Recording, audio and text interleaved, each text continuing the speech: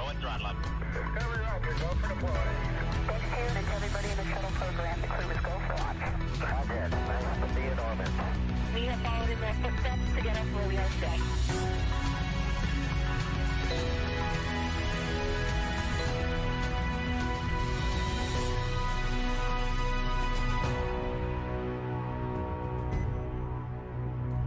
Good afternoon and welcome to our live coverage of the NASA SpaceX Crew 9 mission as it returns to Earth. Dragon Freedom departed the International Space Station at 1:05 a.m. Eastern. That was 10:05 p.m. Pacific time on March 17th for those of us here in California. On board Crew 9 are NASA astronauts Nick Hague, Sunita Williams, Butch Wilmore, and Roscosmos cosmonaut Alexander Gorbanov. And they are now on their way to the targeted splashdown site off the coast of Tallahassee, Florida. My name is Kate Tice, Senior Quality Systems Engineering Manager here at SpaceX. And joining me today from NASA Communications is Sandra Jones. Thanks, Kate. It's always such a pleasure to be here. Upon departing the International Space Station, Dragon underwent a sequence of departure burns. The crew then had a rest period and has since kicked off preparations for re-entry, including getting into their spacesuits and successfully performing a leak check. The next phase of the mission is when things will really start to amp up. Dragon has a series of steps to complete before returning Crew 9 home. That's right. First, Dragon will maneuver to the correct attitude and jettison its trunk, which is the cylindrical, unpressurized lower part of the spacecraft. The trunk is currently connected to the aft or bottom section of Dragon, where the heat shield is located. But in order to expose that heat shield and get the vehicle ready for atmospheric reentry, we're going to jettison that trunk. From there, the spacecraft will use its forward thrusters to perform a deorbit burn, which will put Dragon on a trajectory to return to Earth. This burn will last about 7.5 minutes once it starts. The deorbit burn uses Draco thrusters on Dragon, primarily the four located on the forward bulkhead, and is executed at the apogee, or the highest point of Earth's current orbit around the Earth. This deorbit burn will alter Dragon's path to ultimately line it up to re-enter Earth's atmosphere and splash down off the coast of Florida. Splashdown today is planned for 2:57 p.m. Pacific or 5:57 p.m. Eastern. The Crew 9 mission began a little differently than usual, since Butch Wilmore and Sunita Williams were already aboard the space station when Nick Hague and Alexander Gorbanov arrived in the Crew 9 spacecraft in September. Having arrived as the crew flight test crew for Starliner, Wilmore and Williams were fully incorporated into the space station's Expedition 72 team and began research and other work aboard the station along with the other crew members. Additionally, Williams commanded the orbiting laboratory for much of the expedition. And after a successful liftoff and separation from Falcon 9, Nick and Alexander made a short flight on board Dragon to the International Space Station in September. Both veterans of long-duration station missions, both Williams and Wilmore conducted spacewalks during their 9 months in space. Having had the capacity to leave the station at any point, had there been some type of emergency, the crew members began packing for their voyage home about a week ago and worked through tasks and shared lessons learned with the newly arrived Crew 10 team, who arrived just a few days ago. For return operations such as this, NASA and SpaceX closely coordinate with the United States Coast Guard to establish a safety zone to ensure public safety and for the safety of those involved in the recovery operations, as well as the crew on board the returning spacecraft. Multiple notices are issued to mariners in advance of and during recovery operations, and Coast Guard patrol boats are deployed to discourage boaters from entering the splashdown zones. Now, we do want to stress to the public the need to respect this safety zone. Recovering a spacecraft from the water is a hazardous task, and any other boats interfering increases risk to the astronauts in Dragon, the teams working to recover them from the water, and the safety of those that come too close. So for the safety of the crew and your safety, we recommend you sit back and watch as we'll be bringing you the best possible views of our astronauts' homecoming. And they will be the best views that you can get. So let's take a minute to meet our returning crew. U.S. Space Force Colonel Nick Hague is your Crew 9 commander. He was selected by NASA as an astronaut in 2013. This was his second spaceflight to the International Space Station and third launch overall. He spent 171 days in space with Crew 9 and has a career total of 374 days in space. During his mission, he completed a spacewalk with astronaut Sunita Williams. That was his fourth spacewalk, earning him a career total of 25 hours, 56 minutes of spacewalking time. Before Crew 9, Haig previously served as a crew member of Expedition 59 and 60 back in 2019. He flew with Alexei Ovchinin and NASA's Christina Koch. So this is his second time sharing the space station with Ovchinin. The Kansas native is a test pilot of a distinguished graduate of the United States Air Force Academy. Nick spent 5 months in Iraq in support of Operation Iraqi Freedom. He voluntarily transferred from the United States Air Force to U.S. Space Force in 2021 and is an active colonel. His wife, Katie, is a retired U.S. Air Force colonel, and they have 2 sons. NASA astronaut Sunita Williams is a mission specialist for Crew 9. This was her third visit to the space station. She originally launched aboard Boeing Starliner spacecraft and arrived at the space station on June 6th. And it looks like we are beginning to get some views inside the spacecraft, overlooking the shoulders of the crew on board Dragon. We'll continue to bring you those views throughout the day and views throughout splashdown this afternoon rather. But to jump back into a little bit more about Sunny, she became an Expedition 71-72 crew member, and she logged 286 days in space on this mission. But she actually has a total of 608 days in space, the second most time in space by a U.S. astronaut. Former NASA astronaut Peggy Whitson ranks first for the U.S. with 675 days in space. She conducted 2 spacewalks and has completed 9 over the course of her career for a total of 62 hours and 6 minutes of spacewalking time. She ranks 4th on the list of cumulative time spacewalking by a female astronaut. And she has flown on 4 different spacecraft types, including the Space Shuttle, Soyuz, Starliner, and now Dragon. Previously, she served on Expedition 14 and 15 in 2006 and 2007, and again with Expedition 32 and 33 in 2012. She's a retired U.S. Navy captain and is a proud graduate of the U.S. Naval Academy. NASA astronaut Butch Wilmore is also serving as a mission specialist today. This is his 3rd spaceflight and, just like Sunny, logged 286 days in space. He conducted 1 spacewalk and completed 5 over the course of his career, earning him a total spacewalking time of 21 hours, 2 minutes. He's flown on 4 different spacecraft types throughout his career: the Space Shuttle, Soyuz, Starliner, and now Dragon. Previously, the Mount Juliet, Tennessee native served on STS-129 in 2009 and Expedition 41 and 42 from 2014 to 2015. Wilmore is also a retired captain in the U.S. Navy. And Alexander Gorbanov is a 3rd mission specialist serving on today's mission. Crew 9 was his very first spaceflight to the space station, earning him a total of 171 days in space over the course of his career. Gorbanov, along with Nick Haig, saw the arrival of 4 visiting vehicles and saw the departure of 4 as well. The duo orbited the Earth more than 2,700 times during their mission. Before his cosmonaut selection in 2018, Gorbanov worked as an engineer for a rocket space corporation and helped support cargo spacecraft launches from the Baikonur Cosmodrome in Kazakhstan. To prepare for upcoming events, Dragon is currently doing a couple of things autonomously. First, it's isolating the thermal control system fluid loops from the radiator. This system is what will help keep the internal temperature of Dragon very comfortable for Nick, Sunny, Butch, and Alexander during the reentry phase. Dragon is also initiating separation of the claw mechanism, which will terminate data, power, and fluid connections between the spacecraft and the trunk in preparation for that trunk separation that I mentioned earlier. Now, as we saw before, we are hoping to get more views inside of the Dragon capsule. We will bring those, of course. We want to see more of our 4 crew members. But now a bit more of the Dragon Freedom capsule. It has flown on several missions for NASA. It first launched April 27th, 2022. to the International Space Station on NASA's SpaceX Crew 4 mission.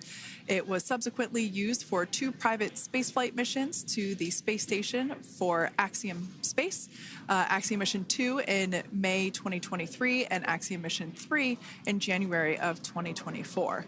And of course, Crew 9 launched last year, is September 28th.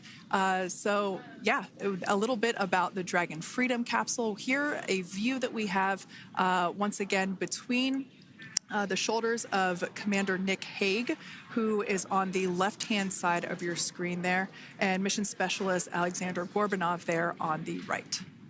That's right, Kate. And the next major milestone that we're looking ahead towards this afternoon is claw separation. We're targeting that claw separation at 2:05 p.m. Pacific time this afternoon, so less than 10 minutes from now.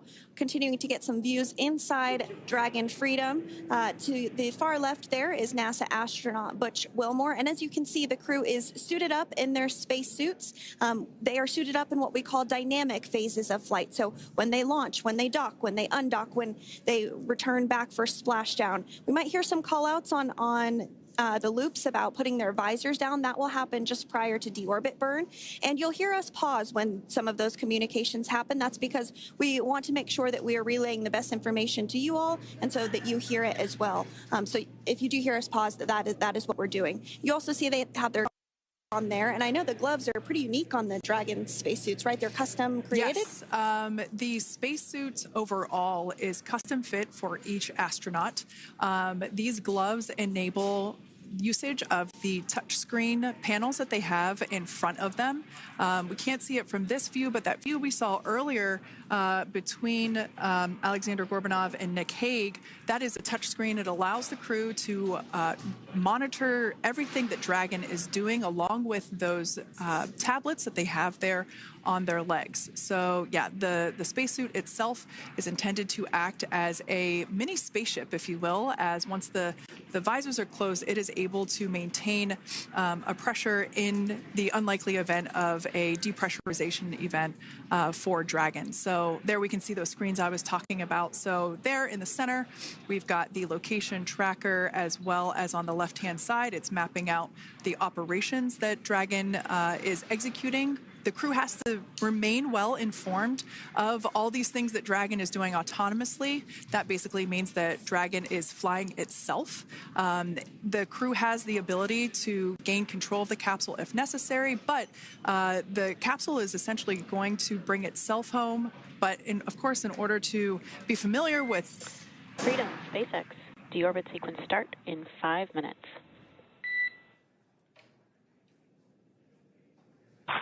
Freedom Cup. And so we did hear that call out for the deorbit sequence start to begin here in 5 minutes. That call from the ground came from the core, or Crew Operations Resource Engineer here in Hawthorne, Mission Control just behind us. And that went up to Commander Nick Hague. He's going to be doing the majority of the communications during the flight downhill today through splashdown, and they'll be communicating with the core all along the way. Now, we did mention that they are flying on Crew Dragon Freedom. The naming of spacecraft has gone all the way back to the very beginning of this human spaceflight program. This is a nod to Alan Shepard naming his spacecraft Freedom 7 during the Mercury program. And so the crew that first flew up on Freedom a few years ago had the opportunity to name this Dragon, and they named it Freedom. That was Crew 4 that was the first flyers on this spacecraft. It's also flown for Axiom Mission 2 and 3, and then, of course, today for Crew 9 as well. Yeah, actually, fun fact about this particular capsule, of those 4 missions that Sandra just mentioned, we have seen daytime splashdowns for 2 of those. Today will mark the third of the third daytime splashdown. So there's something lucky about this particular capsule that gets daytime splashdowns. Nighttime is great because we can see even more clearly the capsule streaking through, but I personally love the daylight views because we really get even better views of the recovery team operations during that phase of the mission. Yes, absolutely. And if you follow along with our missions, you'll know that sometimes weather is a watch item when it comes to undocking and splashdown. We do splashdown in the water, so we want to ensure that parameters like wave heights and wind speeds and precipitation, lightning, all of that is looking good for the crew and the safety of those recovery personnel. And today the weather is just pristine. We got off of space station on the very first attempt. So I'm joking around and saying that it was because it was St. Patrick's Day and we got really lucky with the weather. I wouldn't disagree with that. Speaking of weather, we will be hearing from core probably around 2:20-ish. Typically, before we enter the period of loss of signal, or LOS, we will hear an entry briefing from the core, the Crew Operations Resource Engineer, and they will deliver important information like updated anticipated splashdown and loss of signal times to the crew, as well as the wave height and wind speed. So we'll be standing by to listen in on those. Like I said, that will happen shortly after. Typically after trunk separation. I can't quite remember if it's before or after deorbit burn. It must be before. But in any case, we'll be hearing all of that coming from core. In fact, that individual is seated there in the room on your screen. That is SpaceX Mission Control in Hawthorne, California. That room is located just over our shoulders, and that is where Dragon operators are standing by on console, monitoring the progress of Dragon as it continues its way home. It's been, at the point of splashdown, it'll be about 17 hours since Dragon undocked from the International Space Station. The team there in mission control, there are multiple teams, in fact, and they cycle through shifts to ensure that everybody gets the required rest and sleep periods, just like the astronauts on board. And that Crew Operations and Resource Engineer is seated there in the room, and that, like Sandra said, is the primary voice that we will be hearing communicate from the SpaceX team to the crew on board. That's right. And so it looks like we're about 3 minutes or so from the claw separation portion of today's flight. The claw is a portion on the spacecraft that holds the trunk to Dragon. Following claw separation, we're going to jettison or remove that trunk because it's no longer needed. The trunk has solar arrays on it that provides power to the Dragon spacecraft. But now that we're beginning the reentry process, we need to go ahead and jettison that trunk and able to expose the heat shield, which is really going to do the heavy lifting as Crew 9 re-enters the Earth's atmosphere. They come in at 17,500 miles per hour, so they really need to ensure that that heat shield absorbs that heat, and there's... Deorbit sequence start.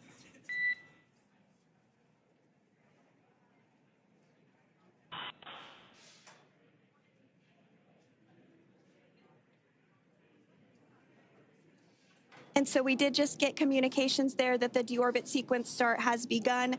So here in just a couple minutes from now, we expect to hear information or a call back about the claw separation having begun.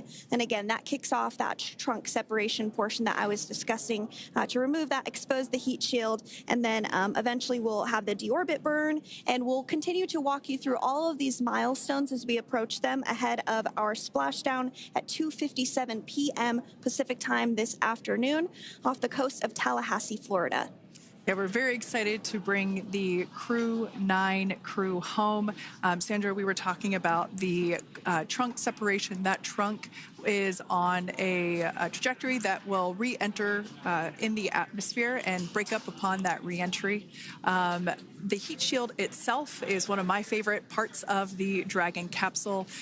It is the workhorse of the re-entry phase. It will work to protect the Dragon capsule and the crew members on board during the re-entry phase as the temperatures outside of the capsule build up to, I believe, about 3,000 degrees Fahrenheit in excess of. And meanwhile, the interior of Dragon stays a very comfortable temperature. That heat shield does a lot of the work, and we'll see that plasma build up on the exterior of the capsule.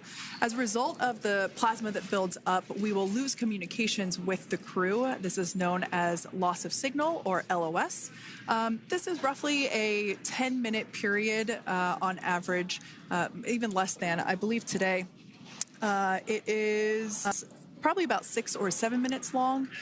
It kind of depends on the mission, and it happens for every Dragon capsule that re-enters the atmosphere. Due to that plasma buildup, we're not able to communicate or command the capsule, so we stand by while we wait to regain communication after we pass through that period of loss of signal and get what's known as AOS, or acquisition of signal. Continuing to stand by for claw separation, and then we'll look towards trunk separation.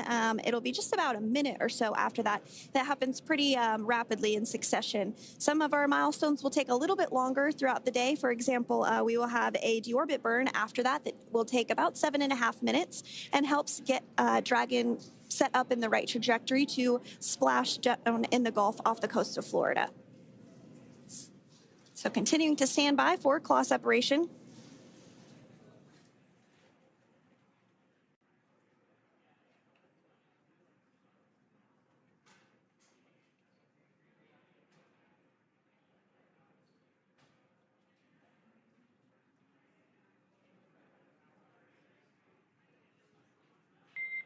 Nominal trunk jettison. All right. Freedom copies.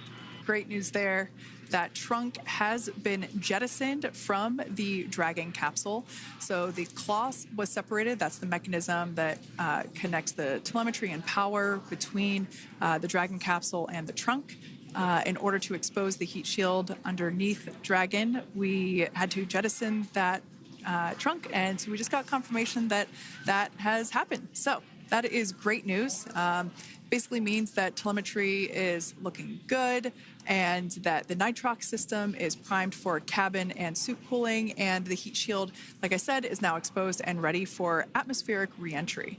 The trunk served its purpose by gathering energy from the sun through its solar cells and converting that to battery power. Since we separated the trunk, we can't generate any more new power, but we really don't need to, since we're coming home and Dragon has enough battery power already stored. Now, up next, the final steps that Dragon will perform prior to re-entry: the slew, or the maneuver to deorbit burn attitude, and then the deorbit burn itself. This deorbit burn is the last time that the forward Dracos, which are the 4 thrusters located on top of the spacecraft under the nose cone, it's the last time that they will ignite. The deorbit burn will place Dragon on a precise trajectory to return to the splashdown zone off the coast of Florida, off the coast of Tallahassee, Florida, and that will last about 7.5 minutes once it starts. And so deorbit burn is targeted for 2:11 p.m. Central Time, so about 2 minutes from now. As we mentioned, it's going to last about 7.5 minutes, again, helping to get Dragon into the precise trajectory to ensure that splashdown occurs in the area that was calculated and where the recovery team is already in place, ready to support splashdown operations today. The recovery vessel Megan is the ship that is going to be utilized today, and we also have what is called fast boats that go out first to check the spacecraft and make sure everything is looking good before the recovery vessel Megan approaches. So that whole recovery process takes about an hour, I would say, from the time the crew splashes down to the time they're on the boat and the crew gets out of the capsule. And we'll continue to bring you live coverage through every step of the way today as Crew 9 returns home. Indeed. Now, let's take a little bit of a closer look at Dragon. One of the great things about being close to the space station is that we can use space station cameras to look at Dragon, but now that Dragon is on its way home, we don't have those external cameras. So here's an animation of what the capsule looks like. We've got the pressurized section, the capsule on the top, and the trunk, or the unpressurized section, on the bottom. That's where those solar panels that we manufacture in-house are located, soaking up the energy from the sun and turning it into power for the capsule. At the very top of the capsule is the nose cone. That is where the Dracos, the forward Dracos, are located. That nose cone is currently open, not closed like we saw in that animation. Once we get through the final maneuverings for the re-entry phase, we will close the nose cone capsule just before Dragon begins its atmospheric entry to protect that forward hatch there located along with those forward Dracos. So Go ahead. Oh, that's right. I was going to mention that the nose cone does open shortly after launch, and it remains open the entire time that Dragon is docked to the International Space Station. So as an example for this particular spacecraft, Freedom, since September when it docked to the International Space Station, remains open that entire time, and here shortly it will close for the very first time since September. So quick recap of what Dragon has done in recent history here. We basically began preparations for re-entry known as the deorbit sequence. So Dragon released the trunk. As we said before, we separated the claw, we released the trunk. It next will slew to the deorbit burn attitude. Slew basically meaning maneuver, so it will position itself correctly to execute that deorbit burn. We want the heat shield side to be facing forward, or first, if you will. We want that to be the leading edge of the Dragon capsule, as that heat shield is meant to basically be an ablative material for the heat that it will incur. Once we complete that deorbit burn attitude slew, we will initiate the deorbit burn itself. That will last for several minutes, expecting that to be to start here any moment now, actually, and then it will go until about 2:18 p.m. Pacific time or 5:18 p.m. Eastern time. And I did hear confirmation that that deorbit burn is underway. As we mentioned, it's about a 7.5-minute burn. So within the last 10 minutes, Dragon has jettisoned its trunk and initiated the deorbit burn just seconds ago. As mentioned earlier, for those operations, NASA and SpaceX closely coordinate with the United States Coast Guard to establish a safety zone to ensure public safety and for the safety of those involved in the recovery operations, as well as the crew on board the returning spacecraft. Multiple notices are issued to the mariners in advance of and during recovery operations, and Coast Guard patrol boats are deployed to discourage boaters from entering the splashdown zones. So we do want to stress to the public the need to respect this safety zone. Recovering a spacecraft from the water is a hazardous operation, and any other boats interfering increases the risk to not only the astronauts in Dragon, but the teams working to recover them from the water and the safety of those that may come too close. So for the safety of the crew, which you see there on your screen, your safety, we recommend you sit back and watch as we'll continue to bring you the best possible views of our astronauts' homecoming. Yeah, as I mentioned earlier, this deorbit burn is the last time that we will utilize our 4 forward Draco thrusters. Forward basically meaning at the top of the Dragon capsule. Dragon Freedom has not yet entered the Earth's atmosphere. This deorbit burn is what will line the vehicle up and put it on its final trajectory to the landing site right off the coast of Tallahassee, Florida.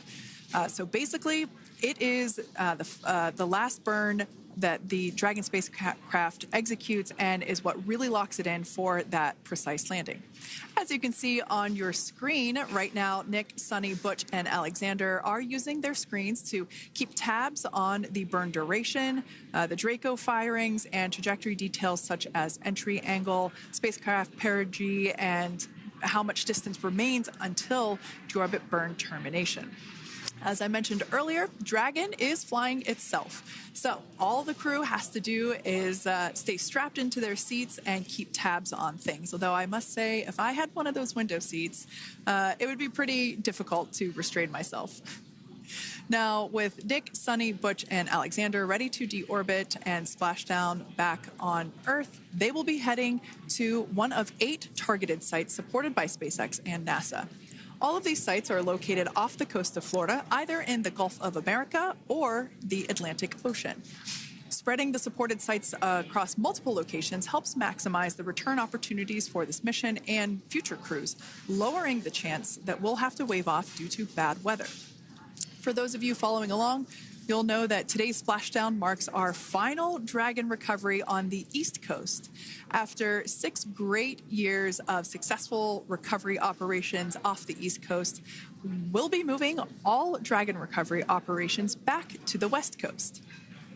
And as always, NASA and SpaceX jointly select our splashdown location. And for today, the prime recovery site is off the coast of Tallahassee, Florida. The selection process works with a lot of different variables, including the space station's orbital trajectory or path that it follows, what landing sites are available and have favorable weather, how much free flight capability Dragon has for the trip home, and the sleep schedules for the returning crew members, as well as, of course, the big one, the weather.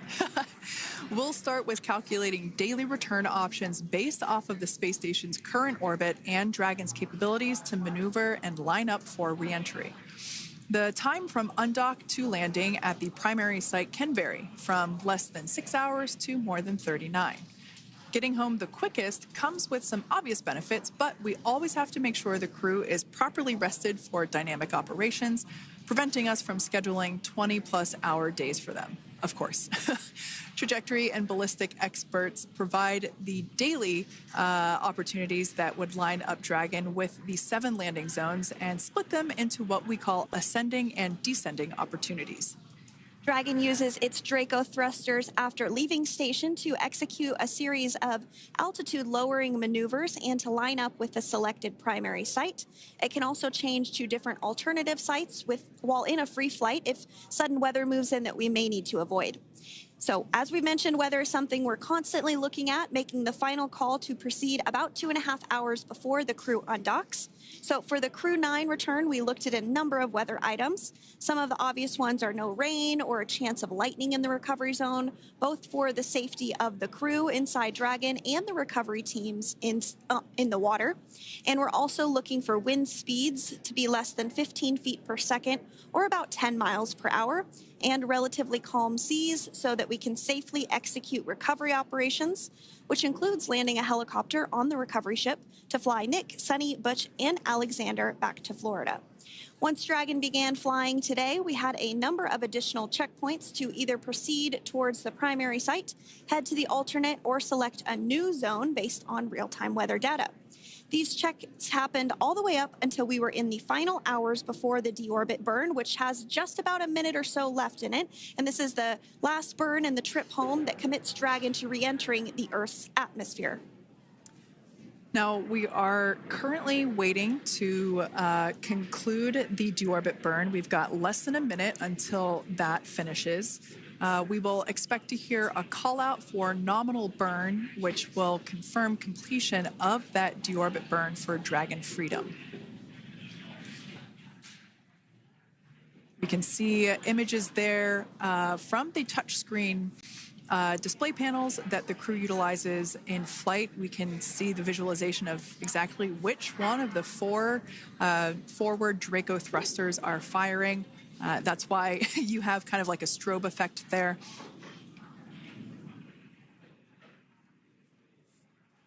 And if you're just joining us, you are looking at live views of the Dragon Freedom. On your left is Commander of Crew 9, Nick Hague. To his right is Roscosmos cosmonaut Alexander Grebenkin. And also in Gorbanov, excuse me, that is Alexander Gorbanov. And then also in the capsule today is NASA astronauts Sunita Williams and Butch Wilmore. We are awaiting confirmation that their deorbit burn is complete, which is the last burn that's going to help set them up on a trajectory to splashdown off the coast of Florida. Deorbit burn complete. Performance nominal. Nose cone closure initiated. Freedom copies. All right, excellent news there. We heard the words we were looking for, nominal burn. So that means that that deorbit burn was successful and nominal, meaning as expected. And we're now beginning to close the nose cone in preparation for atmospheric reentry. So in the background, Dragon is currently inhibiting those forward bulkhead Draco thrusters that we just used to complete the deorbit burn, ensuring it's safe to latch the nose cone shut for re-entry. Also, the vehicle has initiated the nitrox suit purge, which will help keep Nick, Sunny, Butch, and Alexander cool and comfortable during re-entry, which is coming up in about 20 minutes from now.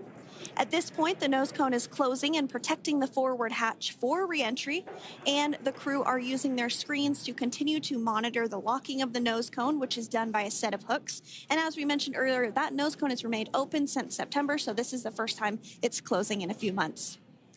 Yeah, that's absolutely right. Now, we will be expecting, as I mentioned before, an entry brief from SpaceX Core. Again, that's the crew operations resource engineer who is seated in that room that you see there on your screen. That entry brief will provide updated times for anticipated splashdown as well as the loss of signal or period of LOS. That briefing will also give us information such as wind speed and wave height at the expected splashdown location.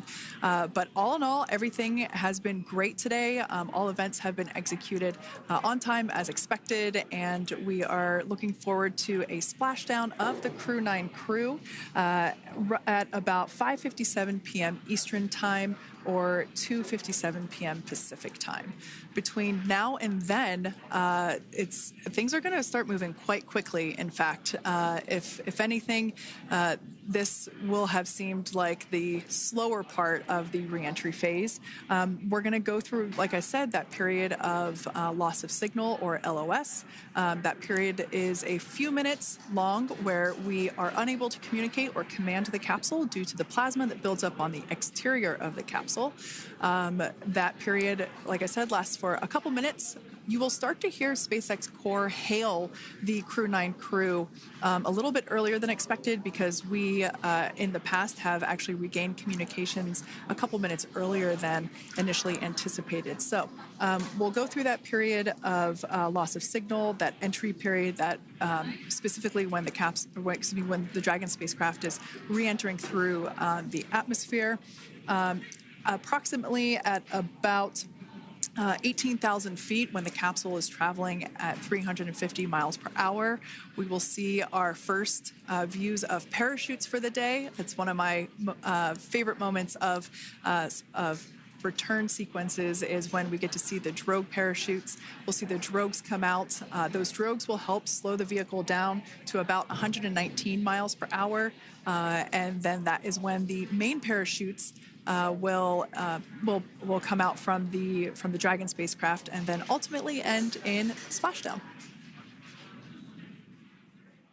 And we are hearing confirmation that the nose cone is closed and everything was nominal or as expected with that closure.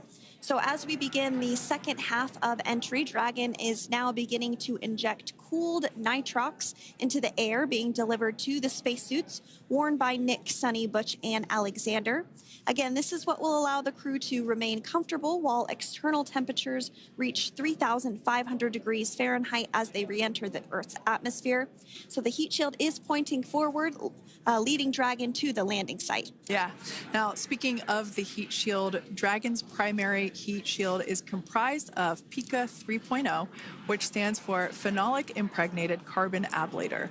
The first-gen PICA was initially developed by NASA for studying and sampling comets within our solar system.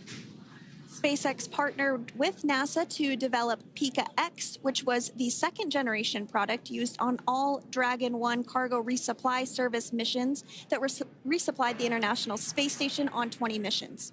PICA 3.0 was developed specifically for use on Dragon 2 crew and cargo with enhanced structural and thermal capabilities that allowed the heat shield to be even more effective in the way that it utilized the ability to make that heat ablevate as it goes through the Earth's atmosphere.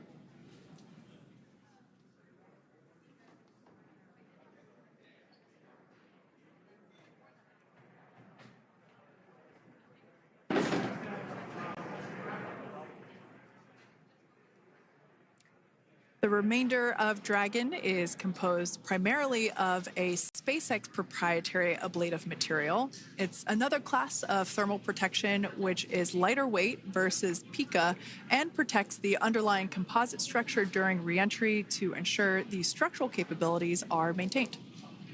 While Dragon will experience temperatures well over 3,000 degrees during peak reentry conditions, the characteristics of the thermal protection system coupled with the environmental control and life support system in the pressurized interior will ensure that Nick, Sunny, Butch, and Alexander stay cool and comfortable during all phases of reentry through splashdown. Now, if you've just recently joined us, we hope to regain views of our crew members inside Dragon Freedom, but we don't have those available at the moment due to ground station coverage. So we will bring those back to you as soon as we can. Now, after Dragon Freedom has re-entered the Earth's atmosphere, a series of parachutes will deploy to slow the crew's descent. First will be the 2 drogue parachutes, followed by the 4 main parachutes, and those will guide Dragon to its first contact with Earth since it launched back in September. Dragon will automatically deploy these parachutes when different pressure and positioning sensors on the spacecraft detect that they're at the right speed and altitude. Vehicle velocity at drogue deploy is approximately 350 miles per hour, and they deploy at about 18,000 feet. Now, when the vehicle velocity at main deploy is approximately 119 miles per hour, and they deploy at about 6,500 feet. When Dragon splashes down in the water, the vehicle velocity will be about 16 miles per hour, so you can really see how those parachutes help to slow down the crew inside the capsule. The highest G-load the crew is expected to experience today is about 3 to 5 Gs. Yeah, when you think about really fun roller coasters, they're about in that range. So I'm sure that our crew on board will be well equipped to experience those Gs. It's nothing for them. They go through much more intense training. And so we are continuing to make our way through a number of milestones today. We did have trunk separation. Freedom, SpaceX. Nose cone is secure for entry. Freedom copies.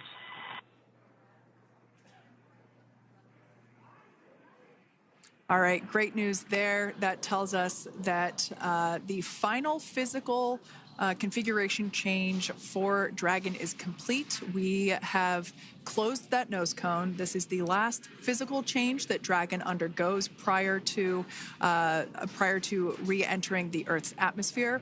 It's important that that nose cone is completely closed because underneath it is not only where the 4 forward Draco thrusters are located, but it's also because that is where the forward hatch is located. That is the hatch that is utilized for the crew to ingress and egress from the station while it is docked on board. And since our capsules are flight proven and we reuse them on future space flights, we want to make sure that all of the integrity of that hardware remains intact. So that nose cone is successfully closed, and we're going to start moving pretty quickly here. As I mentioned before, we'll go through loss of signal. We'll get that signal back several minutes later, and then we'll see the parachute action. Yep, and then that's all ahead of splashdown off the coast of Florida. We're targeting Tallahassee as our splashdown zone today at 2:57 p.m. Pacific time this afternoon. Now, you did mention the call to the crew. They'll do some additional calculations following that burn and potentially let us know if that splashdown time has changed at all. But right now, we are continuing to target 2:57 p.m. And you can see there on your screen a path of where Dragon will be re-entering today. So if you are in the southern tip of Mexico, you might have the opportunity to see Dragon. Because it's a daytime splashdown, you probably won't have too great of views, but potentially you'll have the opportunity to get a glimpse of it there. Once again, Dragon operators, they're monitoring the progress of Dragon through this re-entry phase. That is SpaceX Mission Control, located here in Hawthorne, California. That is also where the crew operations and resource engineer is seated. That person is the voice that we have heard multiple times and will continue to hear as the primary point of contact to the crew on board Dragon Freedom. We will also hear the voice of Commander Nick Hague. Basically, after we hear the Corps communicate something, we will hear Nick Hague indicate that they copy, that they heard the message well, some sort of recognition that the message was received. And if you joined us yesterday for our coverage during the undocking, we were communicating through something that's called a big loop. We do that when we're in integrated operations with the International Freedom, SpaceX, for entry sequence. Report when ready to copy.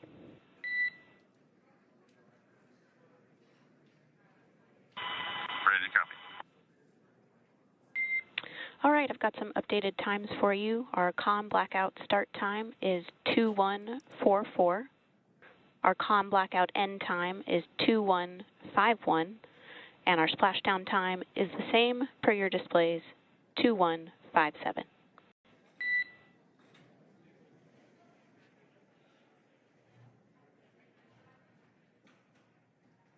Okay. Understand COM blackout start 2144, stop 2151, splashdown per display. That's a good readback. And with that, please report when tablets are secured behind the elastic bands, restraints are tight, and visors are down. And copy, Wilco.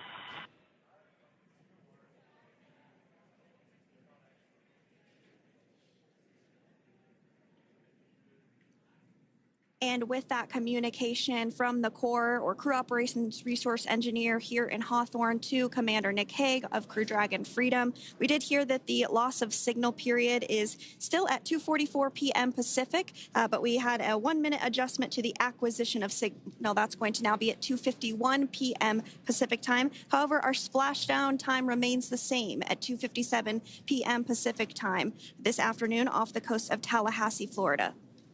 So all good news there as Dragon continues to make its way home with the Crew 9 crew. As we've mentioned before, we are splashing down on the Gulf Coast. We have ability to splash down on either side of Florida, but the location site just outside of Tallahassee, Florida is the site that was selected today due to best recovery conditions. And as Sandra mentioned before, weather is always a watch item, but everything is looking great for that particular recovery location. So I'm sure once we start getting views from the recovery vessel, I have a feeling it's going to be a pretty beautiful afternoon. And we did mention that, of course, this is a daylight splashdown, so we should be getting some great views. We do have a couple of spacecraft called the WB-57, which are high-altitude planes that NASA utilizes during splashdown operations. Those are en route and going to be tracking the capsule as it makes its way through the atmosphere and should be providing some good views for us. Kate and I were just chatting about how we haven't had a daytime splashdown in a little while, so we're looking forward to the views along with you. Yeah. Nighttime views are also great because we can see that capsule streaking through the night sky quite brightly. So like Sandra, you said earlier, daylight will be a little bit less bright, but we will definitely be able to see the SpaceX recovery team operations much clearer. I could also imagine it's probably a little bit easier for the team themselves to do their work in daytime than at nighttime. We'll see them rush in really quickly with a couple of fast boats as they begin the initial safety checks and sweeps of the Dragon capsule, while also retrieving the parachutes from the surface of the ocean. The recovery vessel, the main recovery vessel, will continue to make its way closer to the Dragon capsule. It is stationed a couple miles away from the actual recovery location, the splashdown location, for obvious safety purposes. So it takes a little while for that vessel to make its way over, but once it's closer, we'll have even better views of those recovery operations. And you may be wondering why sometimes we splash down in the daytime versus the nighttime. And believe me, we would all love for these operations to happen during regular daytime working hours. But unfortunately, orbital mechanics just doesn't quite work out that way. So it has to deal with the location of the International Space Station, as well as where the splashdown zone is on Earth and that trajectory, as well as the phasing. So as we mentioned earlier, sometimes we have phasing as short as 6 hours, sometimes in excess of 30+ hours. It just depends on where the targeted area is that the capsule is going to splash down. So today's phasing has been 17 hours since undocking occurred at 10:05 p.m. Pacific yesterday evening for us here in Hawthorne. Early wee hours for folks on the East Coast and other areas of the United States. Yeah, but regardless of whether it's daytime or nighttime, the SpaceX recovery team has trained and practiced and rehearsed for it all. So regardless of daylight, They are really efficient with those operations. And but like you said, Sandra, it has been a minute since we have seen a daytime splashdown on a NASA SpaceX crew mission. The last daytime recovery was on Crew 4, which was the debut flight for the capsule flying today, the spacecraft known as Dragon Freedom. And so, yeah, kind of a fun fact there in terms of the timing of that daylight splashdowns. Once again, standing by for more communication with the crew. The next event that we have coming up is the start of that period known as loss of signal. That is the period still expected at 2:44 p.m. Pacific time. This lasts for several minutes while the capsule is making its way through the Earth's atmosphere. The heat shield located at the bottom of the capsule really doing all the work at that point in time in terms of using the atmosphere to slow the capsule down from its orbital speeds of 17,500 miles per hour. Our tablets are secure, restraints are tightened, visors down. We are configured for entry. Freedom, I copied. Tablets are secured, restraints are tight, and visors down.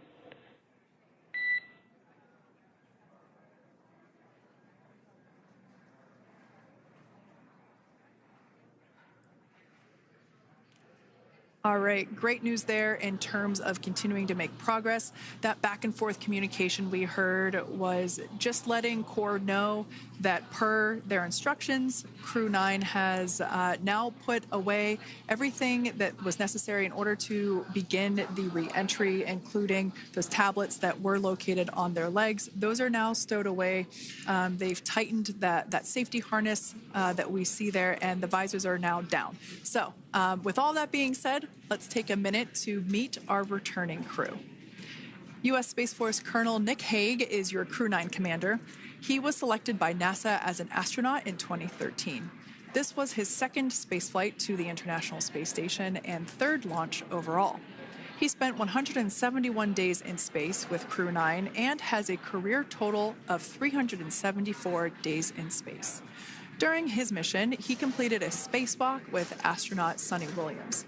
That was his fourth spacewalk, earning him a career total of 25 hours, 56 minutes of spacewalking time. Before Crew 9, Hague previously served as a crew member of Expedition 59 and 60 back in 2019. He flew with Alexei Ovchinin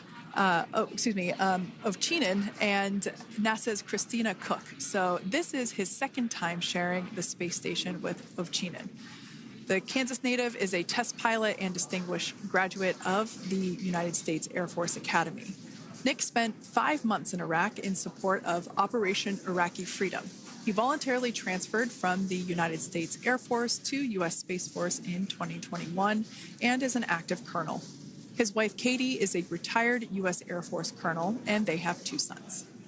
NASA astronaut Sunita Williams is a mission specialist for Crew 9. This was her third visit to the International Space Station. She originally launched aboard Boeing Starliner spacecraft and arrived at the space station on June 6th. Following the agency's decision to return Starliner uncrewed, she became an Expedition 71 and 72 crew member, where she logged 286 days in space on this mission. But Sunny has a total of 608 days in space, the second most time in space by a U.S. astronaut. 5 minutes until predicted comm blackout. We'll see you on the other side at 21:51.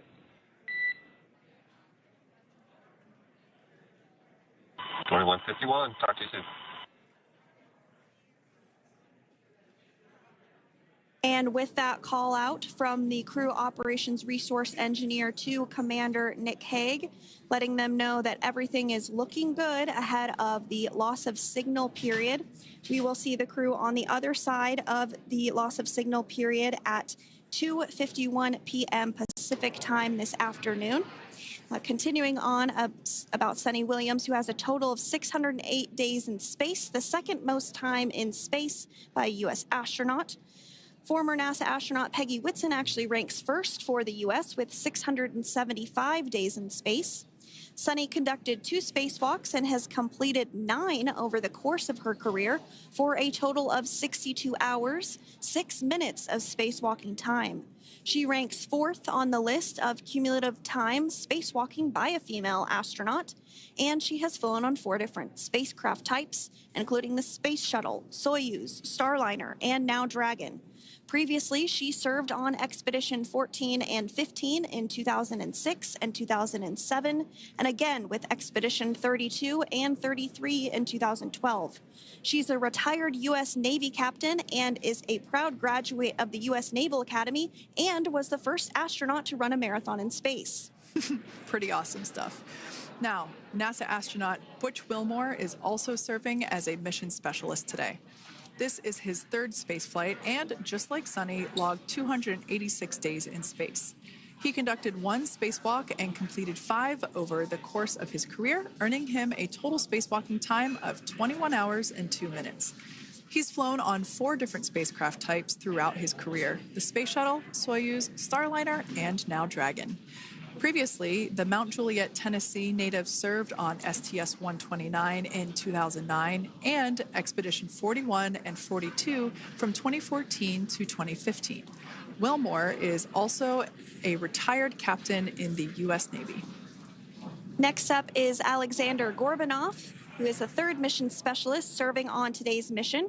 Crew 9 was his first space flight to the space station, earning him a total of 171 days in space over the course of his career. Gorbanov, along with Nick Hague, saw the arrival of 4 visiting vehicles and saw the departure of 4 as well. The duo orbited the Earth more than 2,700 times since September. Before his cosmonaut selection in 2018, Gorbanov worked as an engineer for a rocket space corporation and helped support cargo spacecraft launches from the Baikonur Cosmodrome in Kazakhstan.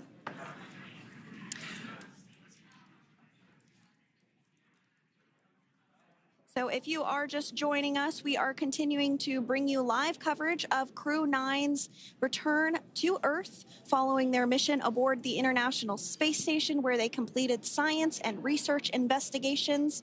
We are targeting splashdown off the coast of Florida at 2:57 p.m. Pacific time. The next major milestone that we'll look ahead towards is what we call loss of signal, or LOS, when we won't have communications with the crew because they will be re-entering the Earth's atmosphere. And during this process, there is plasma that builds up around that heat shield, so we are not able to communicate with the crew, but we are anticipating to regain communications with the crew at a short time from now at 2:51 p.m. Pacific time today. As we said before, everything continues to look good for the return of the Crew 9 team. We are about to go into that period of loss of signal. Once we get views of the crew inside the capsule, once again, we will be sure to bring those to you. But that period of time is when plasma is building up on the exterior of the capsule, generating heat in excess of 3,500 degrees Fahrenheit. So we are unable to communicate or command the spacecraft at that time. And that includes, unfortunately, video feeds as well. So as soon as we get the views back inside Dragon, we will bring those to you. But until then, we are going to stand by and continue to monitor the progress of Dragon. Like Sandra just said, we are anticipating the blackout period to begin at 2:51 p.m. Pacific time, 5:51 p.m. Eastern time. This will last for several minutes. It's not super exact, even though we are predicting acquisition of signal, or AOS, to come back at 5:51 p.m. Eastern time. In the past, we have regained communication sometimes a little bit earlier than that, so we'll probably start to hear Core begin to hail Crew Dragon a minute or two prior to that anticipated acquisition of signal. But right now, Nick, Sunny, Butch, and Alexander are seated in their seats inside Dragon Freedom. Their visors are down, and they have put away or stored the tablets that they had located on their upper leg to monitor Dragon's progress.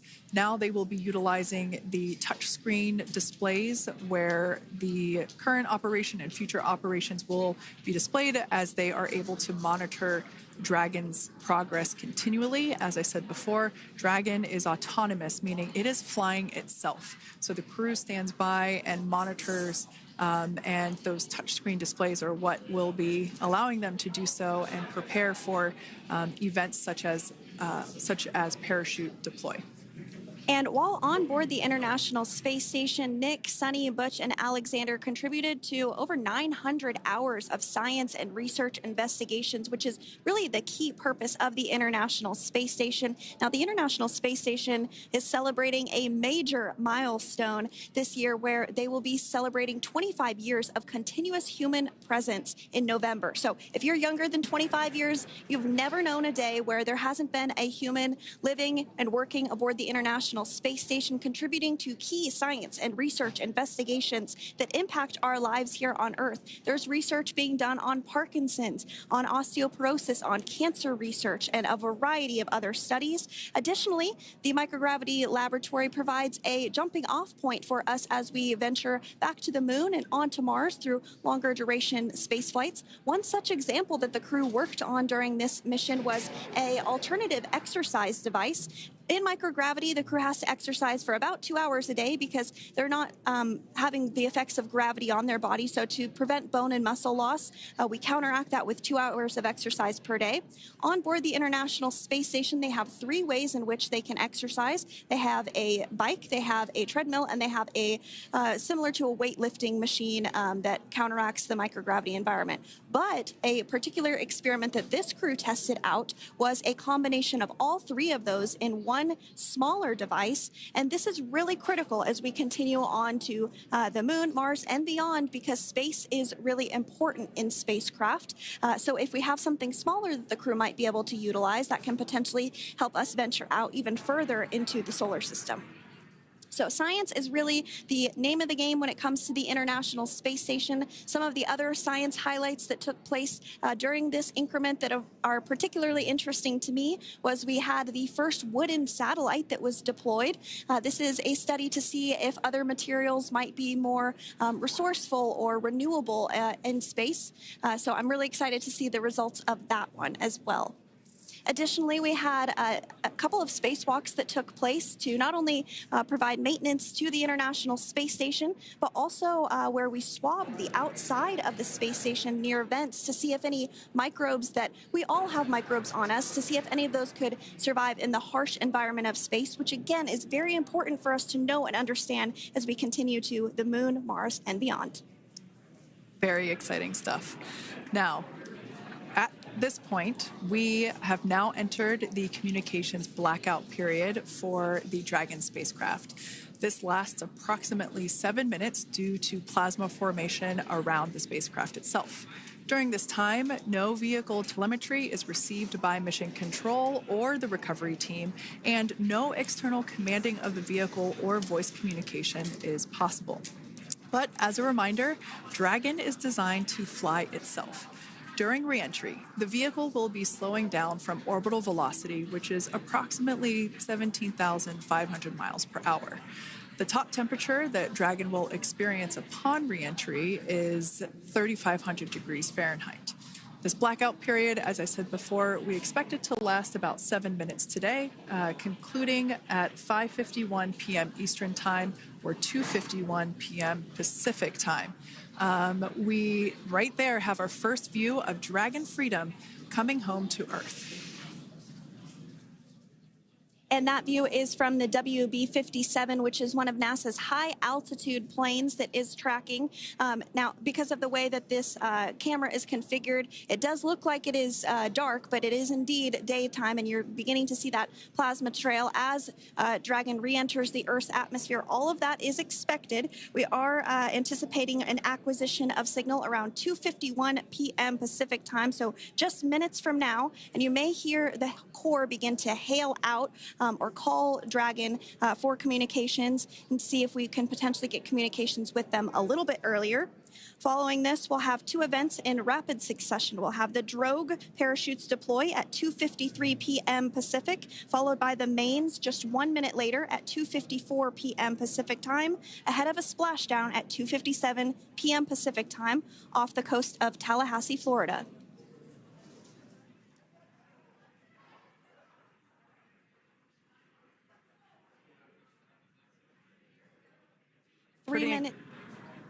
Pretty incredible views of the Dragon spacecraft making its way home back to planet Earth with the Crew 9 astronauts on board. Once again, this view is coming from the WB-57 plane. That heat shield we can see doing magnificent work as it works to... Freedom, SpaceX, Comcheck.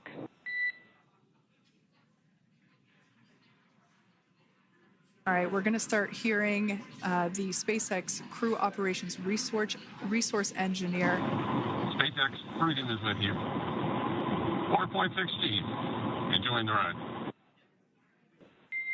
Copy that, Freedom. Great news there from Commander Nick Hague reporting back. We see a healthy flight computer. Expect automated chute deployment. Freedom copies.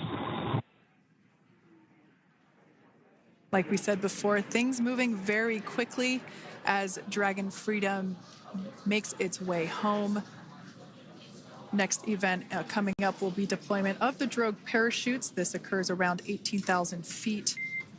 GPS has converged. Expect nominal altitude for drogue chute deployment.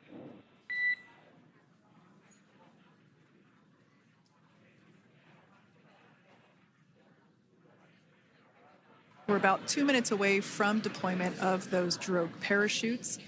Now the heat shield is continuing to work to slow the vehicle down. That entry period, the Dragon spacecraft went from orbital velocity about 17,500 miles per hour down to about 350 miles per hour. So it really gives you a sense of why that plasma builds up on the exterior of the capsule, thanks to the heat shield and the work that it does. Those drogue parachutes will slow it down from 350 to about 119 miles per hour. We can see 15 kilometers. Brace for drogue window. We can see seat rotation happening inside the capsule. Great to get those first views of our crew members. Once again, the capsules are going about 350 miles per hour when the drogues are deployed. Those drogue parachutes that we manufacture here in-house are going to slow the spacecraft down to 119 miles per hour. And that is when we will see the main parachutes deploy, and that occurs about 6,000 feet above the ocean's surface. And we are expecting drogue deployment at 2:53 p.m. Pacific, so we should see it any second now. And there you are getting a great view of Crew 9 inside Dragon Freedom as it returns back to Earth. We are awaiting the drogue deploys. This view coming from the WB-57 high-altitude plane. And there you see it on your screen, drogue deployment. Drogue descent rate nominal. You can hear the crowd here. Visual on 2 healthy drogues. The crowd here very excited as Dragon Freedom continues to make its way back to planet Earth.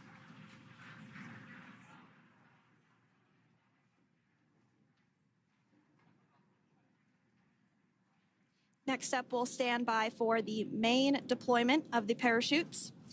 The mains are quite a bit larger. You'll be able to notice the difference on your screen once they deploy, and they continue to ensure that the Dragon spacecraft slows down even further. As we mentioned, Freedom will be traveling 16 miles per hour when it splashes down off the coast of Tallahassee, Florida, here at 2:57 p.m. Pacific time this afternoon. And there we go. We have visual on 4 healthy mains. That view was from inside. Freedom copy. That view was from inside one of the buckets where the parachutes are located. So we see a great view there of the reefing on those parachutes. And as those main parachutes begin to inflate fully, 4 beautiful, healthy mains. Now awaiting visuals of splashdown. Freedom, 1,000. We'll start to hear Commander Nick Hague. Copy, 1,000. As we heard right there, Commander Nick Hague will be calling out the altitude of the Dragon capsule from here on out. Landing in water is simpler and provides more margin against unlikely parachute issues. You can see those parachutes continuing to slow the Dragon capsule down.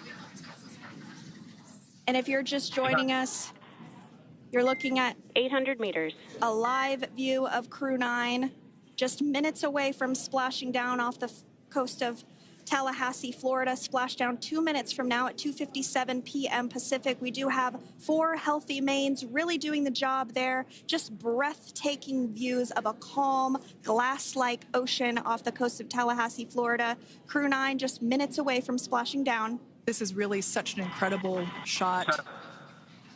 That Copy, was 600. That was a live view from our recovery vessel, Megan, which is stationed a couple miles away from the splashdown site. We can see the crew there using their restraints as resting places for their arms. They were just in space moments ago, so their arms were able to float freely. 400 meters.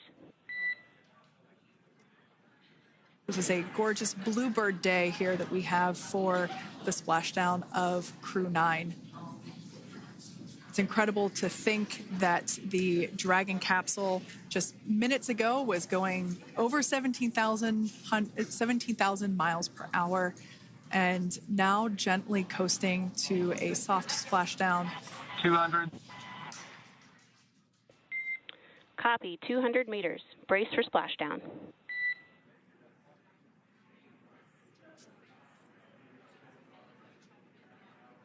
As you can see there on your screen, continuing to monitor progress of the Dragon spacecraft. And we're going to stand by for splashdown located in the Gulf of America off the coast of Tallahassee, Florida.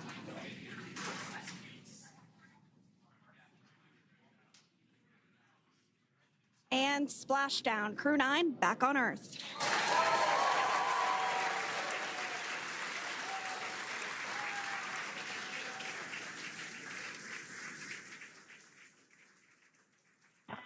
And SpaceX Freedom, splashdown. Good main release. Copy, splashdown. We see main chutes cut. Nick, Alex, Butch, Sunny, on behalf of SpaceX, welcome home.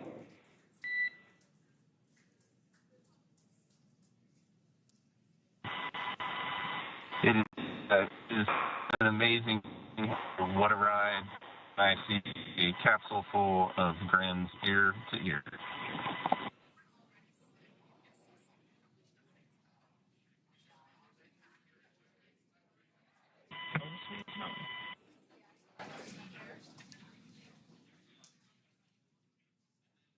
And as you can see on your screen, we have visual confirmation of splashdown.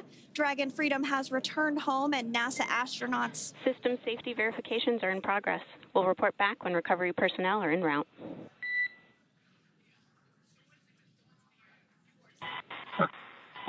Understand. And, we're in section 2, 4.800 landing response.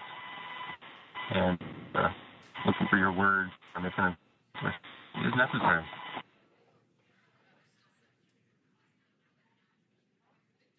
In the distance, we can see the recovery vessel making its way. Copy, you're in section 2 for the environmental assessment in 4.800. That is not necessary today. Understand. Raising 5. So we will continue to have communications between the Corps and Nick Hague, the commander of Crew Dragon Freedom, which just splashed down 2 minutes ago off the coast of Tallahassee, Florida. Dragon Freedom has returned home with NASA astronauts Nick Hague, Sunny Williams, Butch Wilmore, and Roscosmos cosmonaut Alexander Gorbunov. They're back on Earth after approximately 17 hours of a return journey from space. The SpaceX recovery ship and team have been waiting for Dragon's splashdown, and they will now make their way to the splashdown location. The teams have been ready and waiting about 3 nautical miles away, so it's going to take them about 30 minutes or so to make their way and to... SpaceX Freedom. Pretty sure we're in Stable 1. Copy, Stable 1. We see the same. It's going to take about 30 minutes for the recovery team to make their way over to Nick, Sunny, Butch, and Alexander, who are still seated and secured inside that Dragon spacecraft there on your screen. Incredible views there of that thermal protection system, or TPS. That Dragon capsule was pristine, white color before it departed the station, and we can see how the reentry phase, the thermal protection system did its job. Now, if you're wondering what that hole, that like bucket area is, that is underneath the side hatch. That is where the main parachutes were stored. So when we saw the Dragon capsule docked at station, it looked very different. The panel that protects and covers the main parachutes, that was still intact, as well as the panels that enclose where the drogue parachutes are located. We can see those fast Freedom. boats. SpaceX is go for recovery personnel to approach. Expect personnel alongside in the next few minutes. Freedom copies. We can see those fast boats. We weren't kidding when we said they were fast. While it does take about 30 minutes for the main recovery vessel to make its way over to the capsule, these fast boats will be doing a couple of things simultaneously. A couple of them are going to be working to retrieve the parachutes that you see in the background there of this drone shot. Those parachutes will be retrieved from the ocean surface. We want to make sure we are able to pull those out. The recovery vessel there closest to the spacecraft is going to be performing some safety checks. We can see there they're using an instrument that is basically working to detect if there are any hypergolic vapors or fumes that are still residing in and or around the Draco thruster nozzles or outlets. The hypergolic fuel, which is necessary for on-orbit burns to maneuver the spacecraft.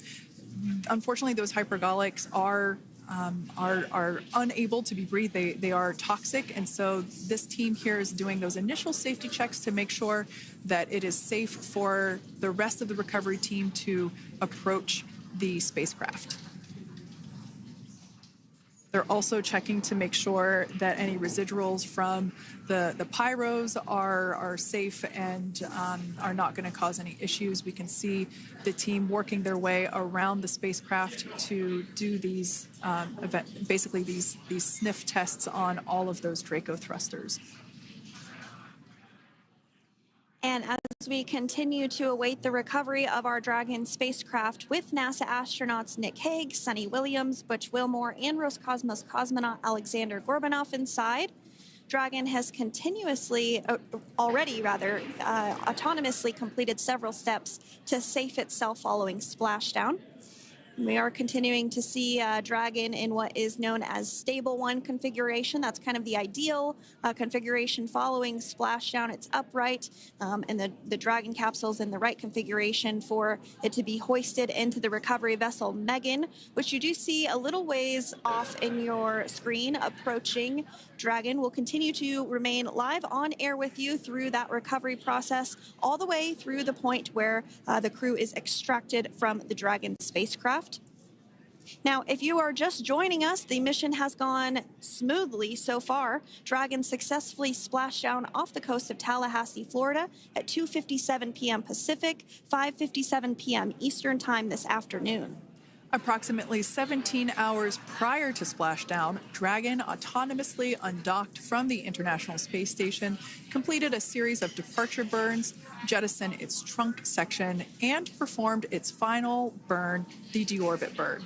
This placed the Dragon spacecraft on a trajectory toward Tallahassee, Florida. Dragon successfully re-entered the Earth's atmosphere, followed by deployment of its parachutes to slow the spacecraft down to a gentle splashdown. We're now going to follow the...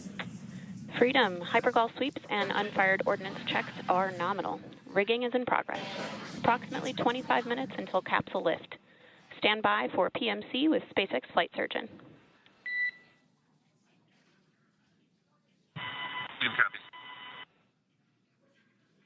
And so what we did just hear there was communications that those hypergol checks were complete. They didn't find any of that upon those checks, so we'll continue to move through the timeline. Next up is a process called rigging, which you see happening right now on your screen. This is when a SpaceX recovery personnel actually works to climb aboard the capsule and work through procedures ahead of lifting onto the nest of the recovery vessel Megan. We heard it's going to be about 25 minutes or so until that lift actually takes place.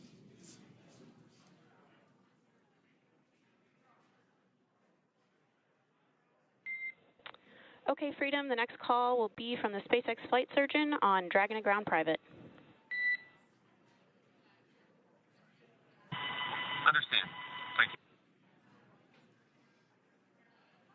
Callouts there indicating that the crew will have the opportunity to do a quick check-in with the SpaceX Flight Surgeon. This is standard procedure for every Dragon spacecraft when it returns to Earth. It's just an initial check-in, make sure everybody is doing okay. They will also have another check-in with the flight surgeon once they are on board that recovery vessel that you see there in the background.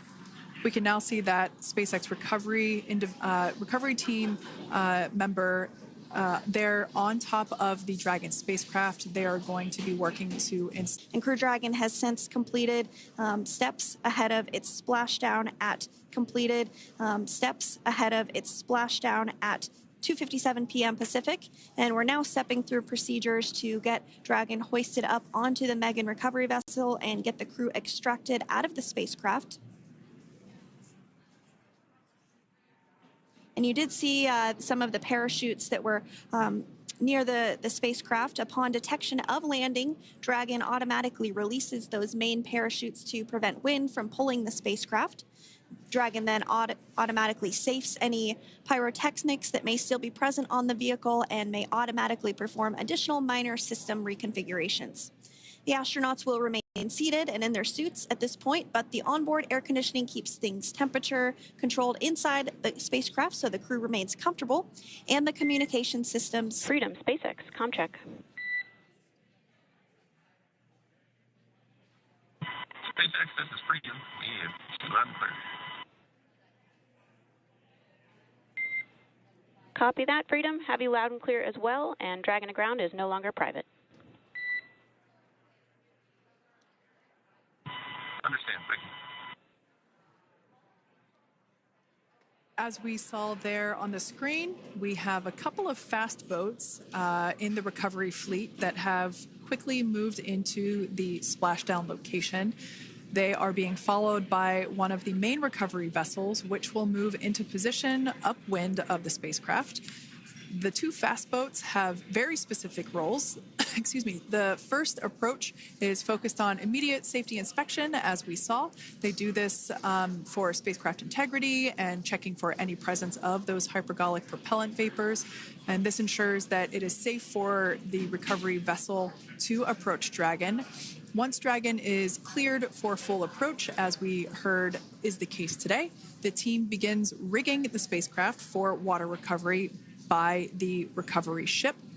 The second fast boat is responsible for parachute recovery and also serves as a redundant boat to the first one that makes the initial approach to the Dragon spacecraft. As we saw a little bit earlier, we were also able to see one of the recovery team members get on a jet ski to help gather up the parachutes that were automatically detached from the Dragon spacecraft upon splashdown. And it will take a little over 10 minutes for the recovery crew to complete their safety checks. Once they complete, the team will begin preparing Dragon to be lifted, and as you see, they are preparing for that to take place at this point. As part of the preparation for this lift, one member of the recovery team has climbed on top of the spacecraft already so they can attach Dragon's hoist rings and connect to the lifting lines.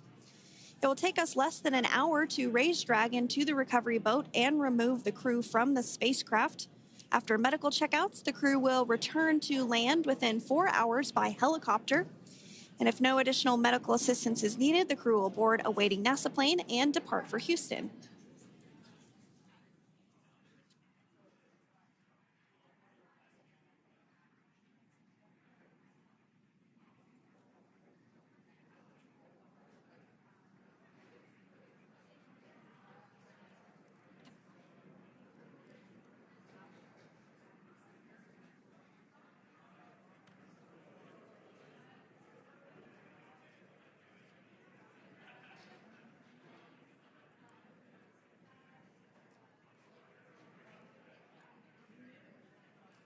And as we continue to await Dragon to be hoisted up onto the ship, we have a very special treat.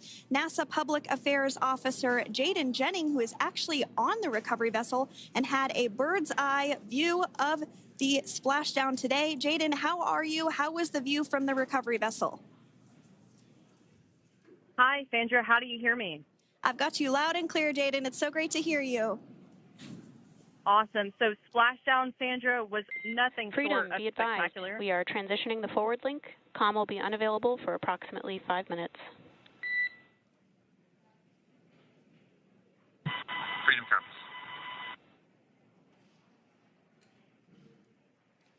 Thanks so much, Jaden. We did just have some communications letting us know that we'll have about a 5-minute period where we won't be able to hear from the crew. So please go ahead, tell us, how was the view from the recovery vessel?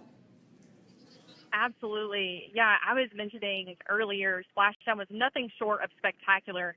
And we were stationed about 1.5 nautical miles away from the splashdown zone and had great visuals here on the recovery vessel Megan. We actually saw a little of the smoke trail as the spacecraft was coming in, and then moments later we spotted those drogue chutes, and this was quickly followed by 4 healthy white and orange main parachutes. We then tracked Dragon all the way down as it slowly propelled into the ocean. And I think I speak for all of us on the ship when I say a new core memory was made today, and we are looking forward to having Crew 9 on board with us a little later. Jaden, that is amazing. Now, obviously, we are watching it here on camera, and the landing conditions look pretty good, but how was it from your perspective? What is the sea state out there? Absolutely. Absolutely. So we've had optimal conditions for splashdown, and today it is sunny and 63 degrees outside right now with clear skies, light winds, and calm seas. The sea looks absolutely beautiful right now, and light blue with the sun reflecting from it. And, Kay, I think the crew's going to like what they feel weather-wise on this picture-perfect day for splashdown off the coast of Tallahassee. Thanks so much, Jaden. It certainly looks like a beautiful day. Can you tell us a little bit about the journey of the recovery forces to get to this point? Sure. So one unique aspect of this recovery was the onboard training on station conducted for Butch and Sunny to ensure they were ready to return on a Dragon spacecraft. That training covered all aspects of their return, including nominal and contingency departures, deorbit burns, splashdown, and post-landing ops, which is what this team is preparing for now. As for the recovery teams themselves, we started the day taking a series of helicopters out to the vessel. And as standard, the recovery director and crew support teams were on that first helicopter out and took the time to get everything prepared on the ship. About 2 hours before splashdown, they deployed those fast boats and jet skis into the water. I was actually on the second helicopter out, and we were on the vessel about an hour and a half before splashdown and landed on top of the helicopter pad on the Megan. And the teams have been working diligently across their respective disciplines this week, executing what can only be described, in my point of view, as a logistical masterpiece, just ensuring every detail has been in place for Crew 9's return. That is such great news. I'm so glad that you're able there to experience it in person. Now, can you tell us a little bit about what's next to retrieve the crew for the recovery personnel on board? Yeah, Kate. So coming up next, Dragon will be hoisted into the on-deck translation system, or the nest, at the aft end of the ship, and then will be translated pretty quickly towards that egress platform. We'll perform another series of safety checks as final precautionary measures just to make sure there are no hypergolic vapors present before opening that side hatch. And then once that side hatch of the spacecraft is open, the crew will be assisted out of the capsule one by one from NASA and SpaceX. Freedom, SpaceX, comm check. Freedom's got you loud and clear. Thanks, Nick. I've got you loud and clear as well. We have completed our forward link transition. Copy.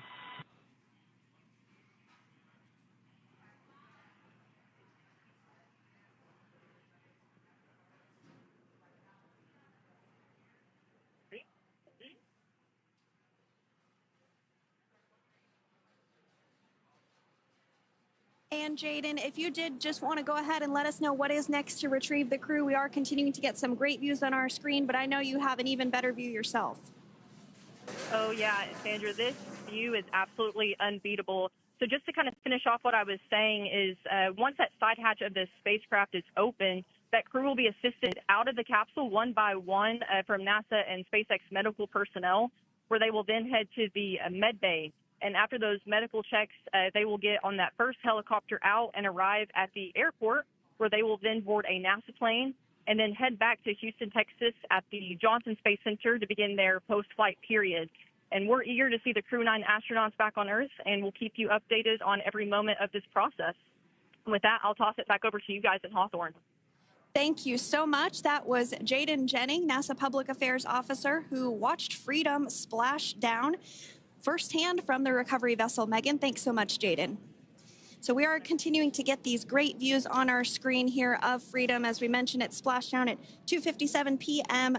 Pacific time off the coast of Tallahassee, Florida. The recovery personnel are continuing to step through procedures to hoist Dragon onto the recovery vessel Megan there, which is now coming into view. You can see just how close Megan is at this point, and that's that helicopter pad that Jaden was just discussing, where the crew will fly off of onto the coast of Florida, and then eventually they'll fly back to Houston. Just underneath that helicopter pad is that translation deck where we will see the nest once it is loaded up with the Dragon spacecraft on board. The nest will be translated to the forward end of the recovery vessel, and that is where our Crew 9 team members will egress from the Dragon spacecraft. Now, here on your screen, we can see dolphins, actually, who want to come and play with Dragon. Now, one of the fast boats there in place, working to assist the recovery team member. It's incredible. I just love these views. We really see them even better in daytime, but just seeing the recovery team work in tandem to step through each step, to step through each operation. Obviously they're getting quick assists from the honorary part of the recovery team, those dolphins in the water there. Now, the recovery team member that is crawling around the Dragon spacecraft. Earlier we saw a view where it was like a spider monkey pose. We can see that individual now standing in the bucket where the main parachutes were stored while Dragon was on orbit.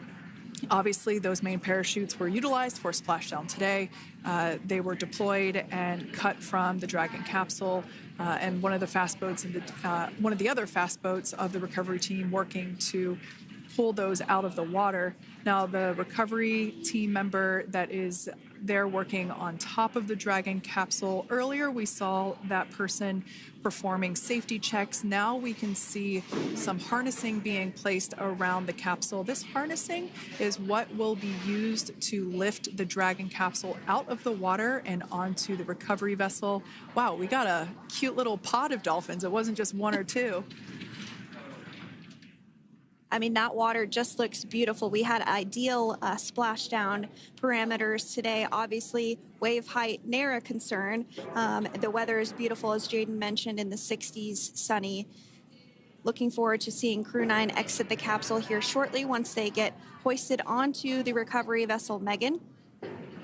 We can see that recovery vessel slowly but surely closing the distance there between... Oh, dolphin cam back again. We can see that the Dragon capsule and the recovery vessel, that distance is closing. Again, this is just one more step as we continue to work recovery operations for Dragon Freedom. And we anticipate the lift of the Dragon capsule to occur here in just a few minutes.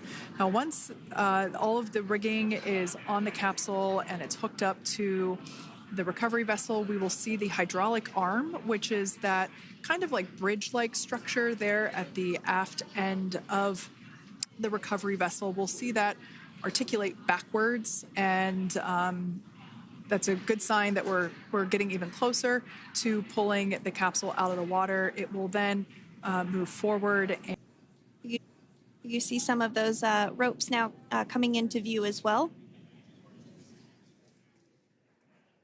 If you are just joining us, Crew 9 splashed down off the coast of Tallahassee, Florida at 2:57 p.m. Pacific time with NASA astronauts Nick Hague, Butch Wilmore, Sunny Williams, and Roscosmos cosmonaut Alexander Gorbanov. They're now working through procedures to hoist this spacecraft up onto the recovery vessel Megan.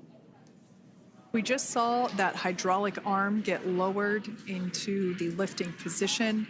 That arm will be the mechanism that is utilized to lift Dragon up and out of the water and into the nest located there at the aft end of the recovery vessel. And the recovery vessel being used today is, as we mentioned multiple times, is named Megan, but that's actually after NASA astronaut Megan McArthur, who flew on Crew 2 a couple of years ago.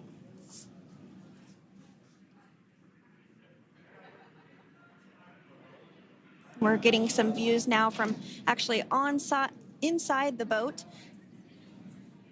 Yeah, you're exactly right. This view is straight down the recovery vessel. That platform that was closest to the camera, that is the egress platform. Freedom, rigging is almost complete. Approximately 5 minutes until capsule lift. Great news there from SpaceX Core. So about 5 minutes left until we see Dragon Freedom get lifted out of the water. That hydraulic arm, as I said before, is the mechanism that will lift it. It's quite swift, actually, the whole process of getting the spacecraft. Brace for capsule lift. Bracing.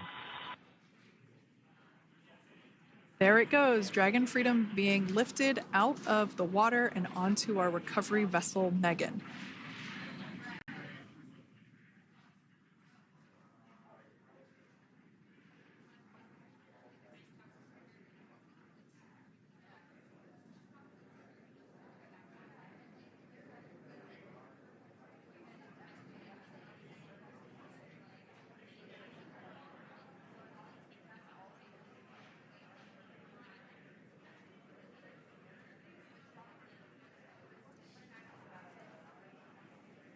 So once securely on... Welcome aboard the recovery vessel. Recovery personnel are completing final checks and stand by for translation to the egress platform. Freedom copies.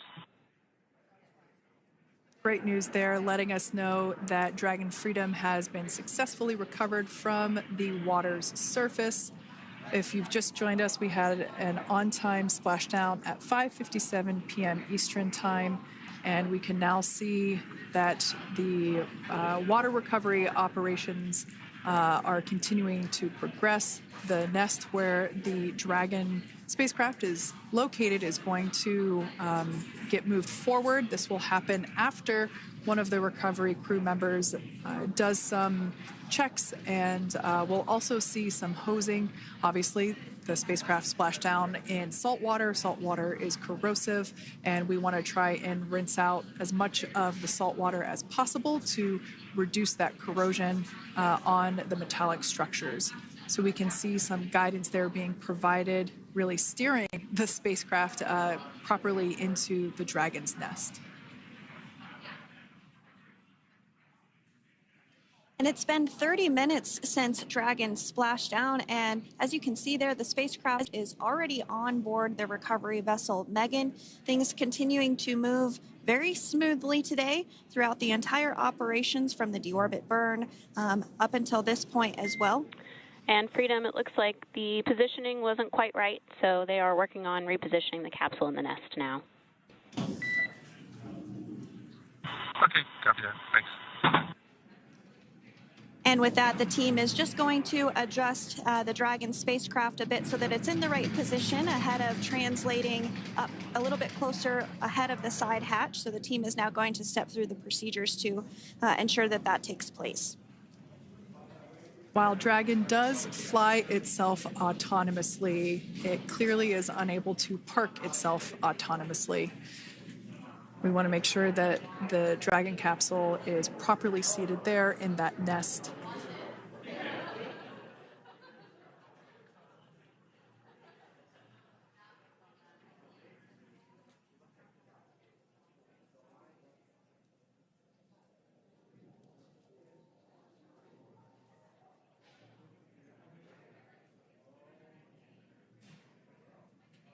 Once Dragon is fully seated in the nest, we'll probably see a bunch of that salt water come out from the bucket there located underneath the side hatch.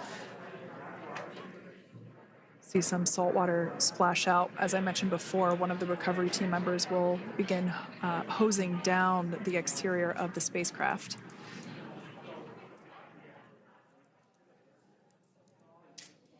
So you are continuing to get some great live views on your screen of Crew 9, which includes NASA astronauts Nick Hague, Sunny Williams, Butch Wilmore, and Roscosmos cosmonaut Alexander Gorbanov, who splashed down off the coast of Tallahassee, Florida, 2:57 p.m. Pacific time this afternoon.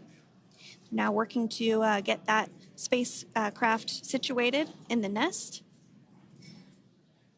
Just making some final adjustments and tweaks to ensure that it's nice and secure.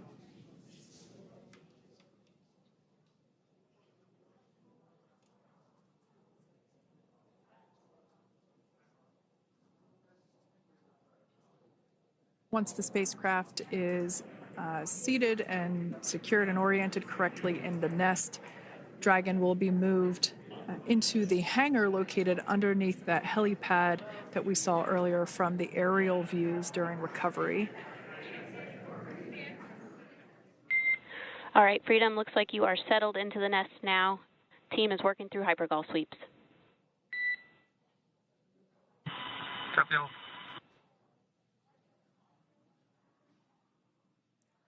Call out there telling us that the recovery team is doing the second round of those hypergolic sweeps.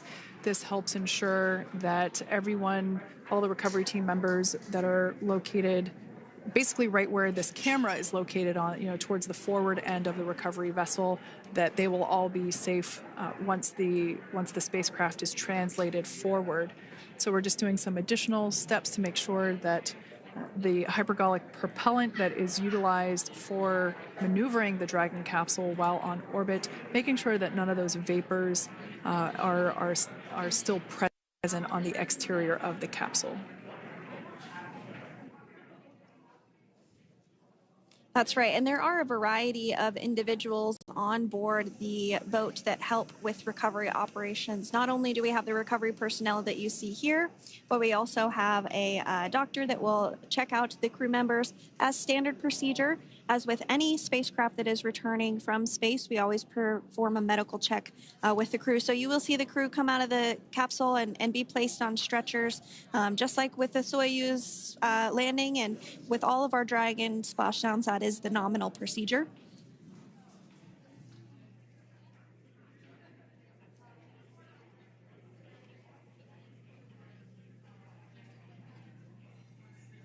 We'll stand by to see Dragon Freedom translate or scooch up a little bit closer to the camera angle that we're seeing right here. And then teams will step through procedures to get that side hatch opened. You see it right in the dead center of your screen there. It's kind of that rectangular shape. It has not been opened since Crew 9, which include Nick Hague and Alexander Gorbanov, launched back in September from the Kennedy Space Center in Florida. So that will be the very first time that hatch is opened. Once docked to the International Space Station, crew enter through the top hatch, which was where the nose cone is now closed. That's the hatch that they actually utilize to go ahead and get inside the International Space Station.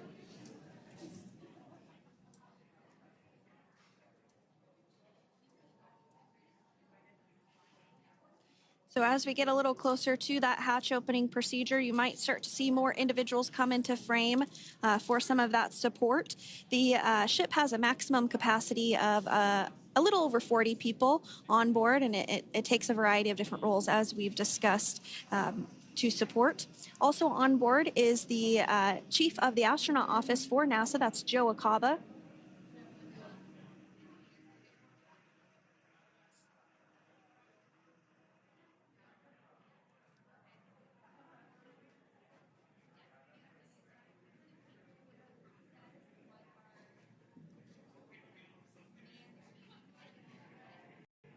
Now, while we are standing by for translation of the Dragon spacecraft to the platform there, the recovery platform that we see in the foreground, it is important to note that Nick, Sunny, Butch, and Alexander will be getting assistance from the recovery teams while exiting the spacecraft. This is the same process for any returning long-duration crew members.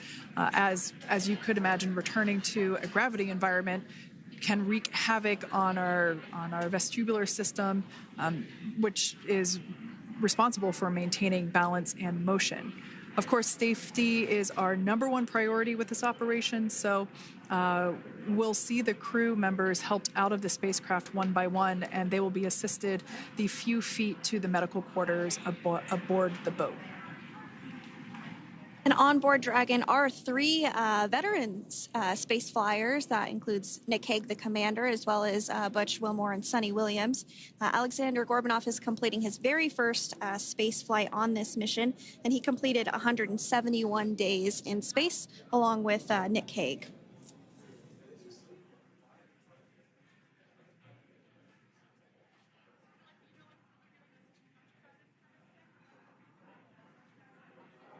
For those of you that have just recently joined us, well, I would encourage you to hit that rewind button and go back a few minutes. It was a beautiful splashdown of Dragon Freedom with the Crew 9 cohort on board. They had an on-time splashdown at 5:57 p.m. Eastern Time, 2:57 p.m. Pacific Time. We can see that the spacecraft... Freedom translation is in progress. Copy, and seal it. We can see that spacecraft was successfully recovered from the ocean surface and is now being washed with fresh water, as obviously they splashed down in salt water. So we're trying to rinse off as much of that salt water as possible. And we can see the spacecraft continuing to move closer and closer to that recovery deck. Freedom, the crew is working on side hatch opening now. Expect hatch open in about 2 minutes. Okay, copy that. And Kira, just wanted to say that you guys, you and the team did an awesome job, both uphill and downhill. Just really, really impressed. Thank you. Thanks, Nick. It's been an honor. This is a pretty exciting moment coming up. We are working to open the side hatch. One thing that may not be obvious from, just looking at the spacecraft here is that this side hatch that we're about to open, the last time it was open was when this spacecraft was at the launch pad. This side hatch is what is used for initial capsule ingress and final capsule egress, but all comings and goings from the spacecraft while it is on board the space station are from the forward hatch, which is located at the top of the spacecraft under that nose cone. So this is a pretty exciting moment because it will be the crew's first breath of fresh air since boarding their ships at the start of their journeys last year. And the very first person that will have the opportunity to say hello to the crew once that hatch is open is a SpaceX medical recovery personnel representative. Then we'll see procedures take place to remove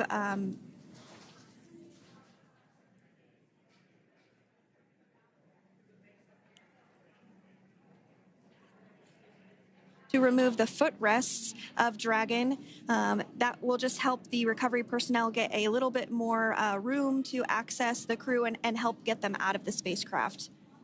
Yeah, you're absolutely right. Safety is, once again, top priority here, and removing those footrests from all 4 seats will be helpful as a recovery, as a SpaceX recovery team member will actually go into the capsule,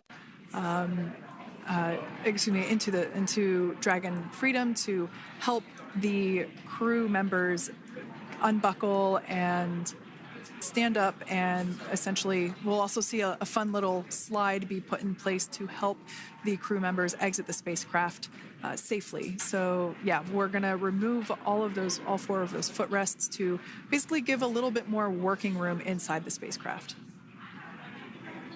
That's right, and we did hear the go for that hatch opening, so we're just a couple minutes away from being able to see that, and then we might be able to get the chance to see a couple of views inside of the Dragon and see the crew following their splashdown. Now, opening that side hatch isn't quite like opening, the door to your car. We have to depress the seal around the side hatch, as well as, we'll now see them open that side hatch up.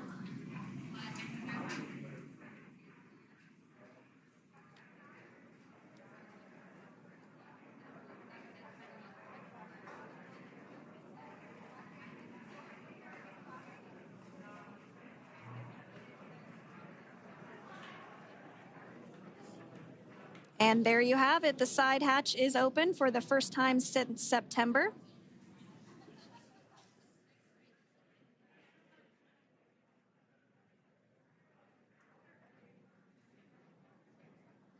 We can see some of the protective equipment there that was brought into frame that will help protect the edge of the side hatch, one, from any potential damage. Oh, we can see the recovery crew member there taking photos of the side hatch seal. This is part of the standard operation for recovery.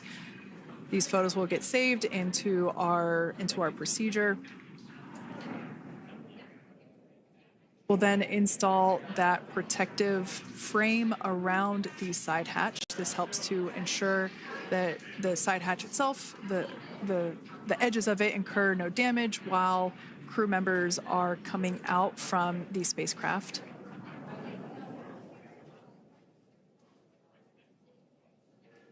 If you missed it, there was also a recovery team member that went inside.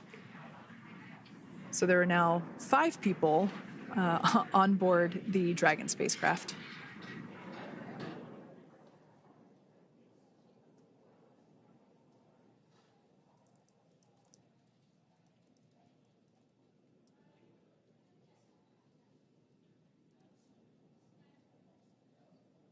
And if you are just joining us, it has not yet even been an hour since Crew 9 splashed down off the coast of Tallahassee, Florida at 2:57 p.m. Pacific time. The crew is now on board the recovery vessel Megan, and the hatch is open. The next major milestone that we'll see is when the crew will actually egress or exit the spacecraft. But before that, they'll continue to, the recovery personnel rather, will continue to install that protective area around the hatch and then remove the footrests. So we're a couple minutes away from seeing the crew egress, but not too long away.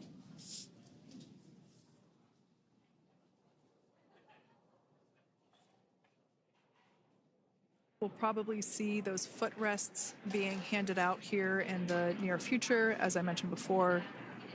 Oh, of course, we got to get a well-documented photo of the moment. Although we can't see it from here, I'm pretty sure there are 4 smiles on board right now. And we did hear that report out from the commander, Nick Hague, following splashdown, that there were four smiles as far as he could see. Yeah, capsule full of grins. Now, generally speaking... And there we do see Crew 9, some happy waves, smiles all around back on Earth.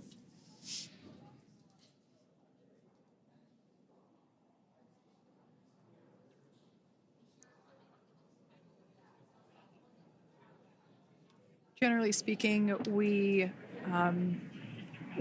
have the individuals in the two center seats of the spacecraft exit first. You might hear us refer to this as the exit process as egress. It's just another term for exiting the spacecraft.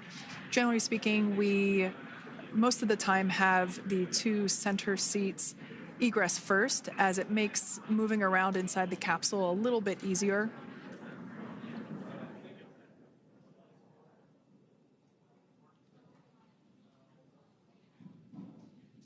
We can see the tablets that were previously located on the upper leg of the crew members. We can see those being handed out to the recovery team.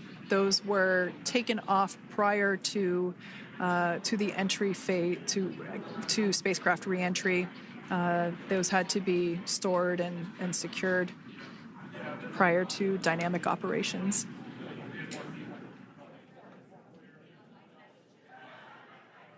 It looks like we are starting to see the footrests also be removed. I just saw one there on the screen. There are 4, of course, one for each crew member.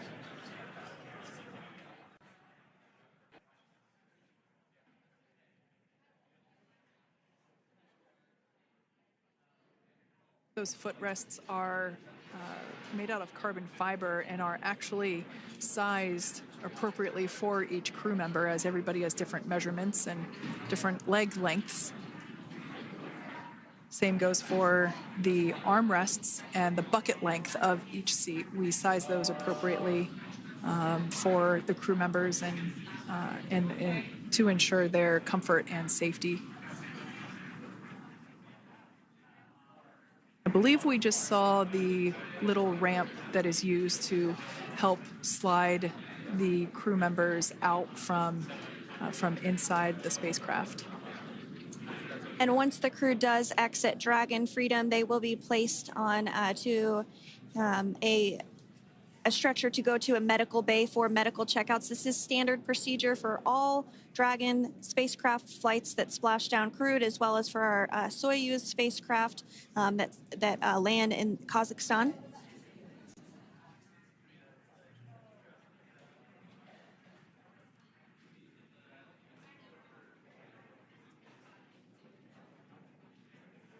We could see the exterior of Dragon Freedom quite clearly in this shot, and it's such a beautiful sight.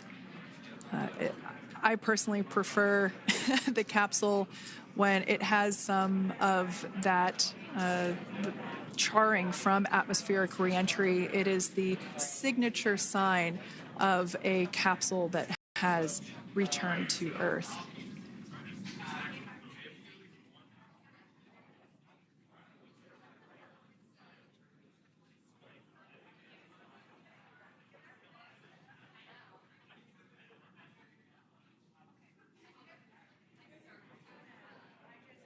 Continuing to stand by for our first crew member to egress or exit Crew Dragon Freedom following their splashdown at 2:57 p.m. Pacific time.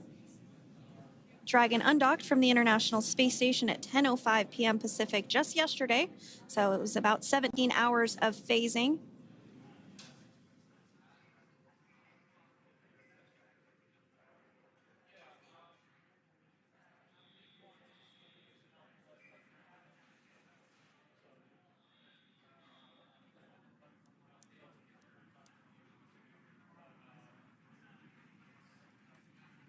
And while on board the International Space Station, Crew 9 contributed to 900 hours of science, over 150 research experiments and investigations, making great use of the microgravity lab of the International Space Station, which celebrates 25 years of continuous human presence this November.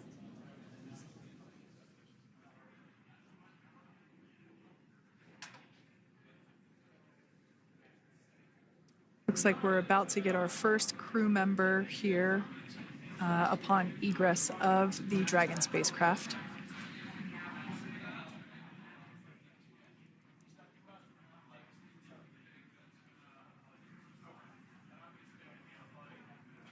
So we are standing by for that egress. Outside of Dragon, you do see one of those stretchers. This is the expected procedure, as the crew will be taken to medical facilities following their exit from Dragon.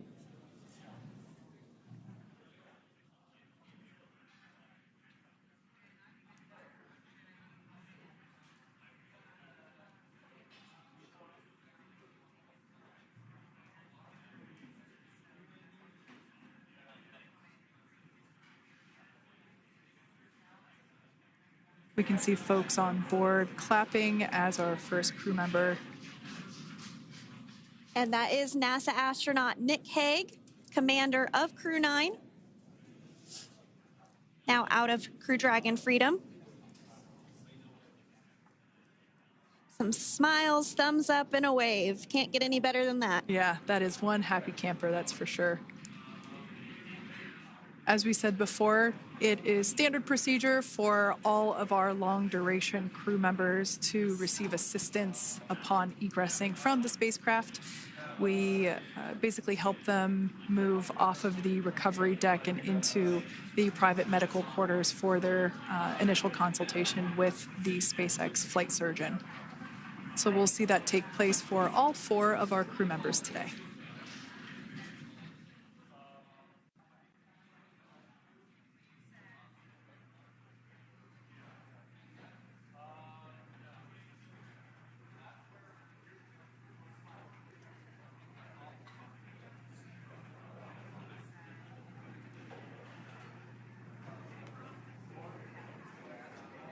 And we are standing by for the next crew member to exit Freedom.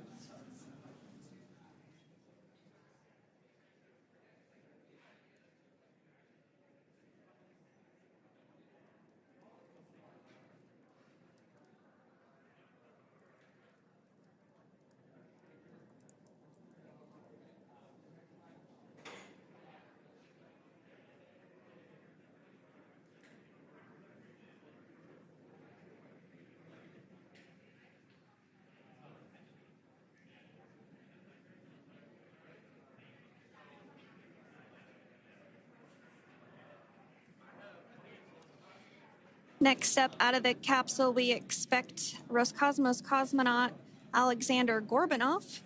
His first space flight. Spent 171 days in space alongside NASA astronaut Nick Hague. Looks like we're getting some cheers and clapping on board as Alexander is slid down the little ramp and placed into the mobility aid. Once again, big smile.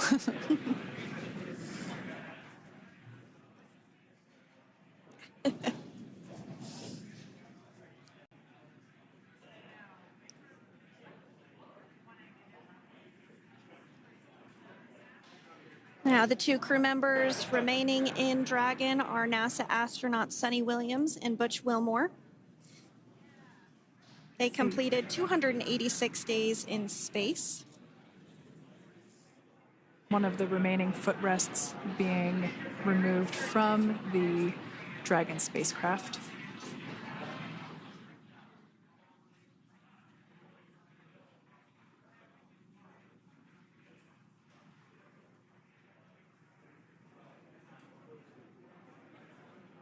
As I said before, we generally try to have the crew members that are located in the 2 center seats aboard Dragon, and we like to have them egress first if possible, as it creates a little bit more movable working room inside the spacecraft. There is a recovery crew member inside that is helping all of our Crew 9 crew egress or exit from the spacecraft.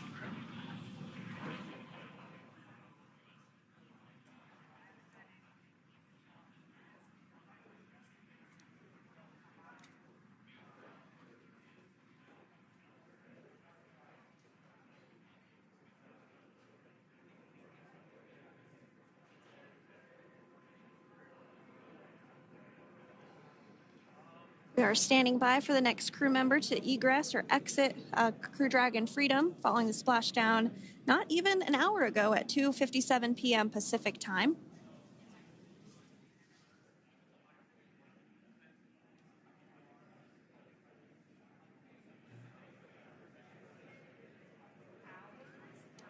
Really have the recovery operations down pretty quick at this point. Yeah, it's pretty incredible to think that, just 5 years ago when we were doing the initial demonstration missions of the Dragon for Crew Dragon, that now we're under about 30 minutes for, to retrieve the spacecraft from the water, and just several minutes here while it's been on board, and to get everyone, really to get that side hatch open.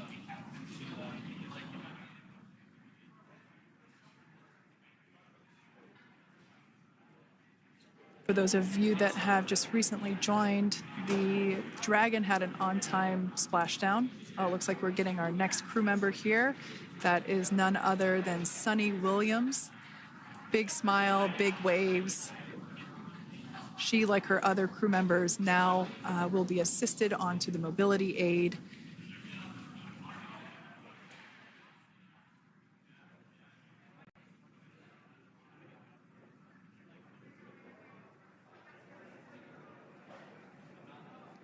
There we have it, some waves, some thumbs up, and some smiles. Definitely seems to be a theme among all recovery operations. Absolutely. And of course, that leaves NASA astronaut Butch Wilmore inside Dragon in seat 4.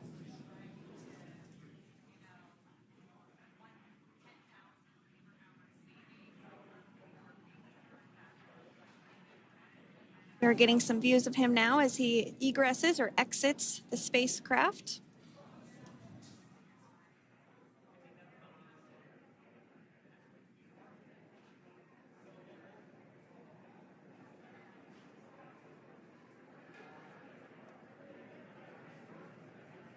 Once again, some elation and cheers there from Butch Wilmore. As we mentioned before, returning to Earth coming from a microgravity environment can wreak havoc on the body. So it is customary and just standard procedure for all of our long-term space residents to get assistance once they are back on board the recovery vessel.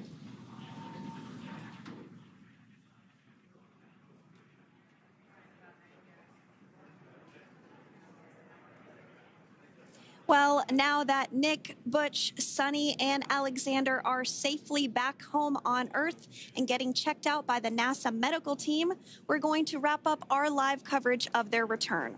The Crew 9 mission began a little differently than usual since Butch Wilmore and Sunny Williams were already aboard the space station when Nick Hague and Alexander Gorbunoff arrived on the Crew 9 spacecraft in September.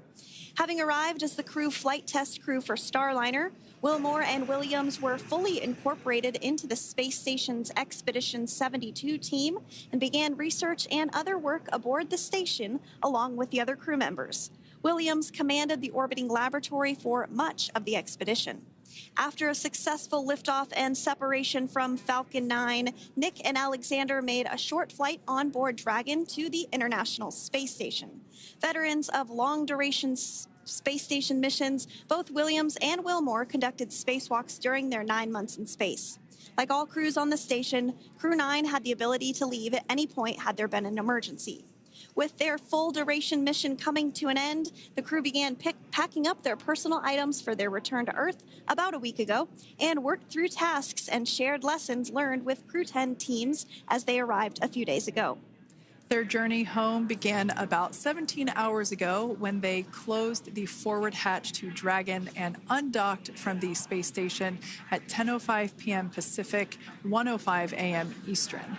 After 4 successful departure burns and a phasing burn to line up their orbit, Nick, Butch, Sunny, and Alexander rested for a few hours before waking up to prepare for re-entry this morning.